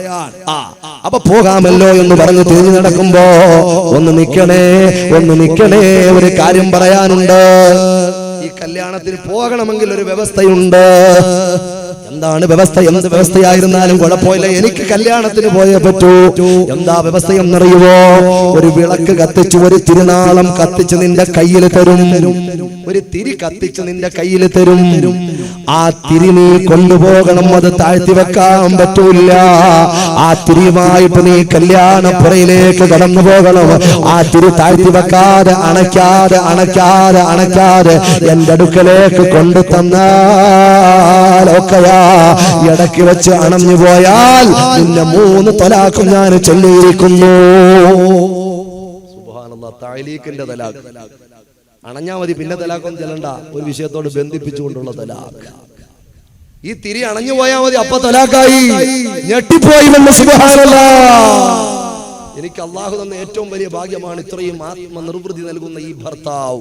പടച്ചവനെ, അവര് നഷ്ടപ്പെട്ടു പോയാൽ. പക്ഷെ തിരിഞ്ഞു നോക്കുമ്പോ കല്യാണ വീടിന്റെ കാര്യം ഓർത്തപ്പോ അങ്ങനെ ഉണ്ടല്ലോ പെണ്ണുങ്ങളെ സംബന്ധിച്ച്. എന്തായിരുന്നാലും വേണ്ടിയില്ല, ഞാൻ ഏറ്റെടുക്കുന്നു. ധൈര്യമായിട്ട് സധൈര്യം ഞാൻ ഏറ്റെടുക്കുന്നു. കല്യാണത്തിന് വിളക്ക് കത്തിച്ചേരും പോകാൻ സമയമായി. തിരികെ കത്തിച്ചു കൊടുത്തു. ആ തിരുനാളവുമായിട്ട് പെണ്ണ് കടന്നു പോവുകയാ. കാറ്റടിക്കുമ്പോ ചുറ്റിപ്പിടിക്കുന്നു, അങ്ങനെ പിടിക്കുന്നു, ഇങ്ങനെ പിടിക്കുന്നു. വളരെ ശ്രദ്ധയോടെ തിരുനാളത്തിലേക്ക്, ആ പ്രകാശനാളത്തിലേക്ക് ഇങ്ങനെ പോവുകയാ. നോക്കി പോയി. സുബ്ഹാനല്ലാഹ്, കല്യാണ വീട്ടിലെത്തി, കല്യാണപ്പുരയിലെത്തി. പല ബന്ധുക്കാരെയും കാണുന്നു, പല വർത്തമാനങ്ങളും പറയുന്നു. അതാ കല്യാണ പെണ്ണിന്റെ അടുക്കലേക്ക് പോവുകയാ. കല്യാണ പെണ്ണുമായിട്ട് പലതും പറയുന്നു. അവളുടെ ആഭരണം പിടിച്ചു നോക്കുന്നു, അവളുടെ വസ്ത്രം പിടിച്ചു നോക്കുന്നു, അവളോട് പലതും പറയുന്നു. അവൾ പലതും തമാശയായി ഇങ്ങോട്ടും പറയുന്നു. സുബ്ഹാനല്ലാഹ്, പിന്നെ ഭക്ഷണം കഴിക്കാൻ പോവുകയാ. നല്ല സാധിഷ്ടമായ ഭക്ഷണമാ, റാഹത്തായിട്ട് കഴിക്കുന്നു. ഒരുപാട് കറികളോടും കൂടി ഭക്ഷണമെല്ലാം കഴിച്ചങ്ങനെ വീട്ടിലേക്ക്, അതാ തിരിയിലേക്ക് നോക്കി കടന്നു വരുമ്പോ വീടിന്റെ പടിവാതിക്കലെത്തിയപ്പോ, സഹോദരിമാര് വിചാരിക്കും, പഠിച്ചവനെ ഉസ്താദ് നിങ്ങൾ അങ്ങനെ കൊണ്ടിരുന്നില്ല. എന്തായിരുന്നാലും ആ സഹോദരി പോയി പടിവാതിക്കലെത്തിയിട്ട് എന്ത് പറ്റി ഉസ്താദ്? പേടിക്കണ്ട, അണയാതെ മുന്നോട്ട് കടന്നുപോയി. എന്റെ പ്രിയപ്പെട്ട പെങ്ങളെ, ആ വിളക്കണഞ്ഞില്ല. പ്രിയപ്പെട്ട ഭർത്താവിന്റെ കയ്യിലേക്ക് സന്തോഷത്തോടെ പുഞ്ചിരിച്ചുകൊണ്ട് പെണ്ണാ വിളക്ക് കൈമാറിയപ്പോ സന്തോഷത്തോടെ അൽഹംദുലില്ലാ എന്ന പെണ്ണ് വിളക്ക് കൊടുത്തുകൊണ്ട് പറയുമ്പോ, ഞാൻ പോകട്ടെ എന്ന് പറഞ്ഞ് തിരിച്ചു നടക്കുമ്പോ, ഒന്ന് നിക്കണേ, ഞാനൊരു ചോദ്യം നിന്നോടൊന്ന് ചോദിക്കട്ടെ. നീ വിളക്കുമായി കല്യാണപ്പുരയിൽ കടന്നു പോയില്ലേ? പോയി. നീ ആ കല്യാണപ്പുരയിൽ ആളുകളുമായിട്ടൊക്കെ സംസാരിച്ചില്ലേ? നിന്റെ ബന്ധുക്കളെ കണ്ടില്ലേ? ആരെയൊക്കെയാ നീ കണ്ടുമുട്ടിയത്? ഓർമ്മയിൽ കിട്ടുന്നില്ല. കാരണം നോട്ടം വിളക്കിലായിരുന്നു. അതണയുമോ എന്നുള്ള ശ്രദ്ധയായിരുന്നു. പലരെയും കണ്ടു. നീ എന്തൊക്കെയാ പറഞ്ഞത്? ഒരു പിടുത്തവും ഇല്ല. പുതിവണ്ണിനെ കണ്ടോ? എന്ത് വസ്ത്രമായിട്ടിരിക്കുന്നത് ഒരു ഓർമ്മയും കിട്ടുന്നില്ല. അവളോട് എന്താ പറഞ്ഞത്? ഒരു പിടുത്തവും കിട്ടുന്നില്ല. ഒന്നും ഓർമ്മയില്ല. ഭക്ഷണം കഴിച്ചോ? എന്താ കഴിച്ചത്? ഒന്നും ഓർമ്മയില്ല. വയറ് നിറഞ്ഞിട്ടുണ്ട്, ഭക്ഷണം കഴിച്ചിട്ടുണ്ട്, പക്ഷേ ഒന്നും മൈൻഡിലില്ല. കഴിച്ച ഭക്ഷണത്തിന്റെ ടേസ്റ്റ് അറിയില്ല, അതിന്റെ രുചി പറയാൻ പറ്റുന്നില്ല, അതിന്റെ നിറം പറയാൻ പറ്റുന്നില്ല, അതിന്റെ വിഭവങ്ങളുടെ രീതികൾ പറയാൻ പറ്റുന്നില്ല. ഇങ്ങനെ മറുപടിയില്ലാതെ പെണ്ണുങ്ങൾ കുടയുമ്പോ ഉടൻ തന്നെ മഹാൻ ചോദിക്കുകയാ, മുമ്പ് എന്നോട് നീ 2 സംശയങ്ങൾ ചോദിച്ചിരുന്നു. ഞാൻ നിന്നോട് പറഞ്ഞു, ദാമ്പത്തിക ജീവിതത്തിന്റെ സുഖം അനുഭവിച്ചിട്ടില്ലാത്ത ആളാണെന്ന് പറഞ്ഞപ്പോ, ഈ സംശയത്തിന്റെ നൂലോടെ നടന്നപ്പോ ആ മഹാൻ പറഞ്ഞു ഭക്ഷണത്തിന്റെ രുചി അറിഞ്ഞിട്ടില്ല എന്ന് പറഞ്ഞപ്പോ, അപ്പോഴും നിനക്ക് സംശയമുണ്ടായെങ്കിൽ ഓർമ്മ വെച്ചോ, മറുപടി പിടിച്ചോ. ഈ ദുനിയാവിൽ അല്പസമയം കൂട്ടായി നിനക്ക് തന്ന് ഞാൻ, ശ്രദ്ധിക്കണേ സഹോദരങ്ങളെ, ചുരുക്കുക, ഈ ദുനിയാവിൽ അല്പസമയത്തെ കൂട്ടായി നിനക്ക് ഇണയായി തന്ന ഞാൻ നഷ്ടപ്പെട്ടു പോകുമോ ഇല്ല എന്നുള്ള ഭയത്താൽ ആ വിളക്കണയാതെ അതിലേക്ക് ശ്രദ്ധിച്ചു നീ നടന്നു പോയപ്പോ, അഖിലാണ്ടത്തിന്റെയും അധിപനായ അധികാരിയായ അധീക്ഷാധികാരിയായ ജല്ല ജലാലായ അലീമായ റബ്ബുണ്ടല്ലോ, അവൻ ഓരോ സത്യവിശ്വാസിയുടെയും ഖൽബിൽ കത്തിച്ചു വെച്ച ഈമാനിന്റെ പ്രകാശമുണ്ടല്ലോ, ആ പ്രകാശത്തിലേക്കാ എന്റെ മുഴുവൻ സമയവും നോട്ടം. അവൻ കത്തിച്ചു വെച്ച പ്രകാശത്തിനാണോ ഏറ്റവും കൂടുതൽ പവറുള്ളത്? ഞാൻ ഈ കത്തിച്ചു തന്ന തിരുനാളത്തിനാണോ? ആ പ്രകാശം കുറഞ്ഞു കുറഞ്ഞു പോകുമോ? അത് കെട്ടുപോകുമോ? അത് അണഞ്ഞു പോകുമോ എന്ന് ശ്രദ്ധിക്കുമ്പോ, പിന്നെ എങ്ങനെയാണ് സൃഷ്ടാവ് കത്തിച്ചു വെച്ച പ്രകാശത്തിന്റെ വിഷയത്തിൽ ചിന്തിക്കുമ്പോ സൃഷ്ടികളുടെ വിഷയങ്ങൾ എങ്ങനെയാ ഓർമ്മ കിട്ടുന്നത്? പെണ്ണേ, കഴിച്ച ഭക്ഷണത്തിന്റെ രുചി പറയാ കേവലം ഒരു വിളക്ക്, നിന്റെ കയ്യിലുള്ള വിളക്ക് നോക്കിയിട്ട് പറയാൻ പറ്റുന്നില്ലെങ്കിൽ ആ മഹാന്റെ ഖൽബിൽ അല്ലാഹു കത്തിച്ചു വെച്ച തിരുനാളത്തെ കുറിച്ച് ചിന്തിക്കുമ്പോ പിന്നെ എങ്ങനെയാണ് ആ മഹാന് ഭക്ഷണത്തിന്റെ രുചി പറയാൻ പറ്റുക? സമ്പൂർണ്ണ സമാധാനത്തോടെയും സംശയ നിവാരണത്തോടെയും ആ പെണ്ണങ്ങ് നടന്നു നീങ്ങുമ്പോ അൽഹംദുലില്ലാഹ്. അതുകൊണ്ട് സഹോദര, എന്ത് വേണമെന്ന് ചിന്തിച്ചോ, അധ്വാനിച്ചാൽ ആ പ്രകാശത്തെ പ്രബുദ്ധമാക്കാം. ശ്രദ്ധിക്കാതെ നടന്നാൽ ആത്മപ്രകാശം നഷ്ടപ്പെട്ടുപോയി ഈമാനില്ലാതെ ചത്തൊടുങ്ങേണ്ടി വരും. അല്ലാഹു കാത്തുരക്ഷിക്കുമാറാകട്ടെ. നാഥനായ അല്ലാഹ്, നീ ഇഷ്ടപ്പെടുന്നവർ പ്രമേയം ചർച്ച ചെയ്തു അല്ലാഹ്, അതിന്റെ ബറക്കത്ത് കൊണ്ട് നിന്റെ ഇഷ്ടദാസന്മാരിൽ ഞങ്ങളെ ഓശാരമായി പെടുത്തണേ അല്ലാഹ്.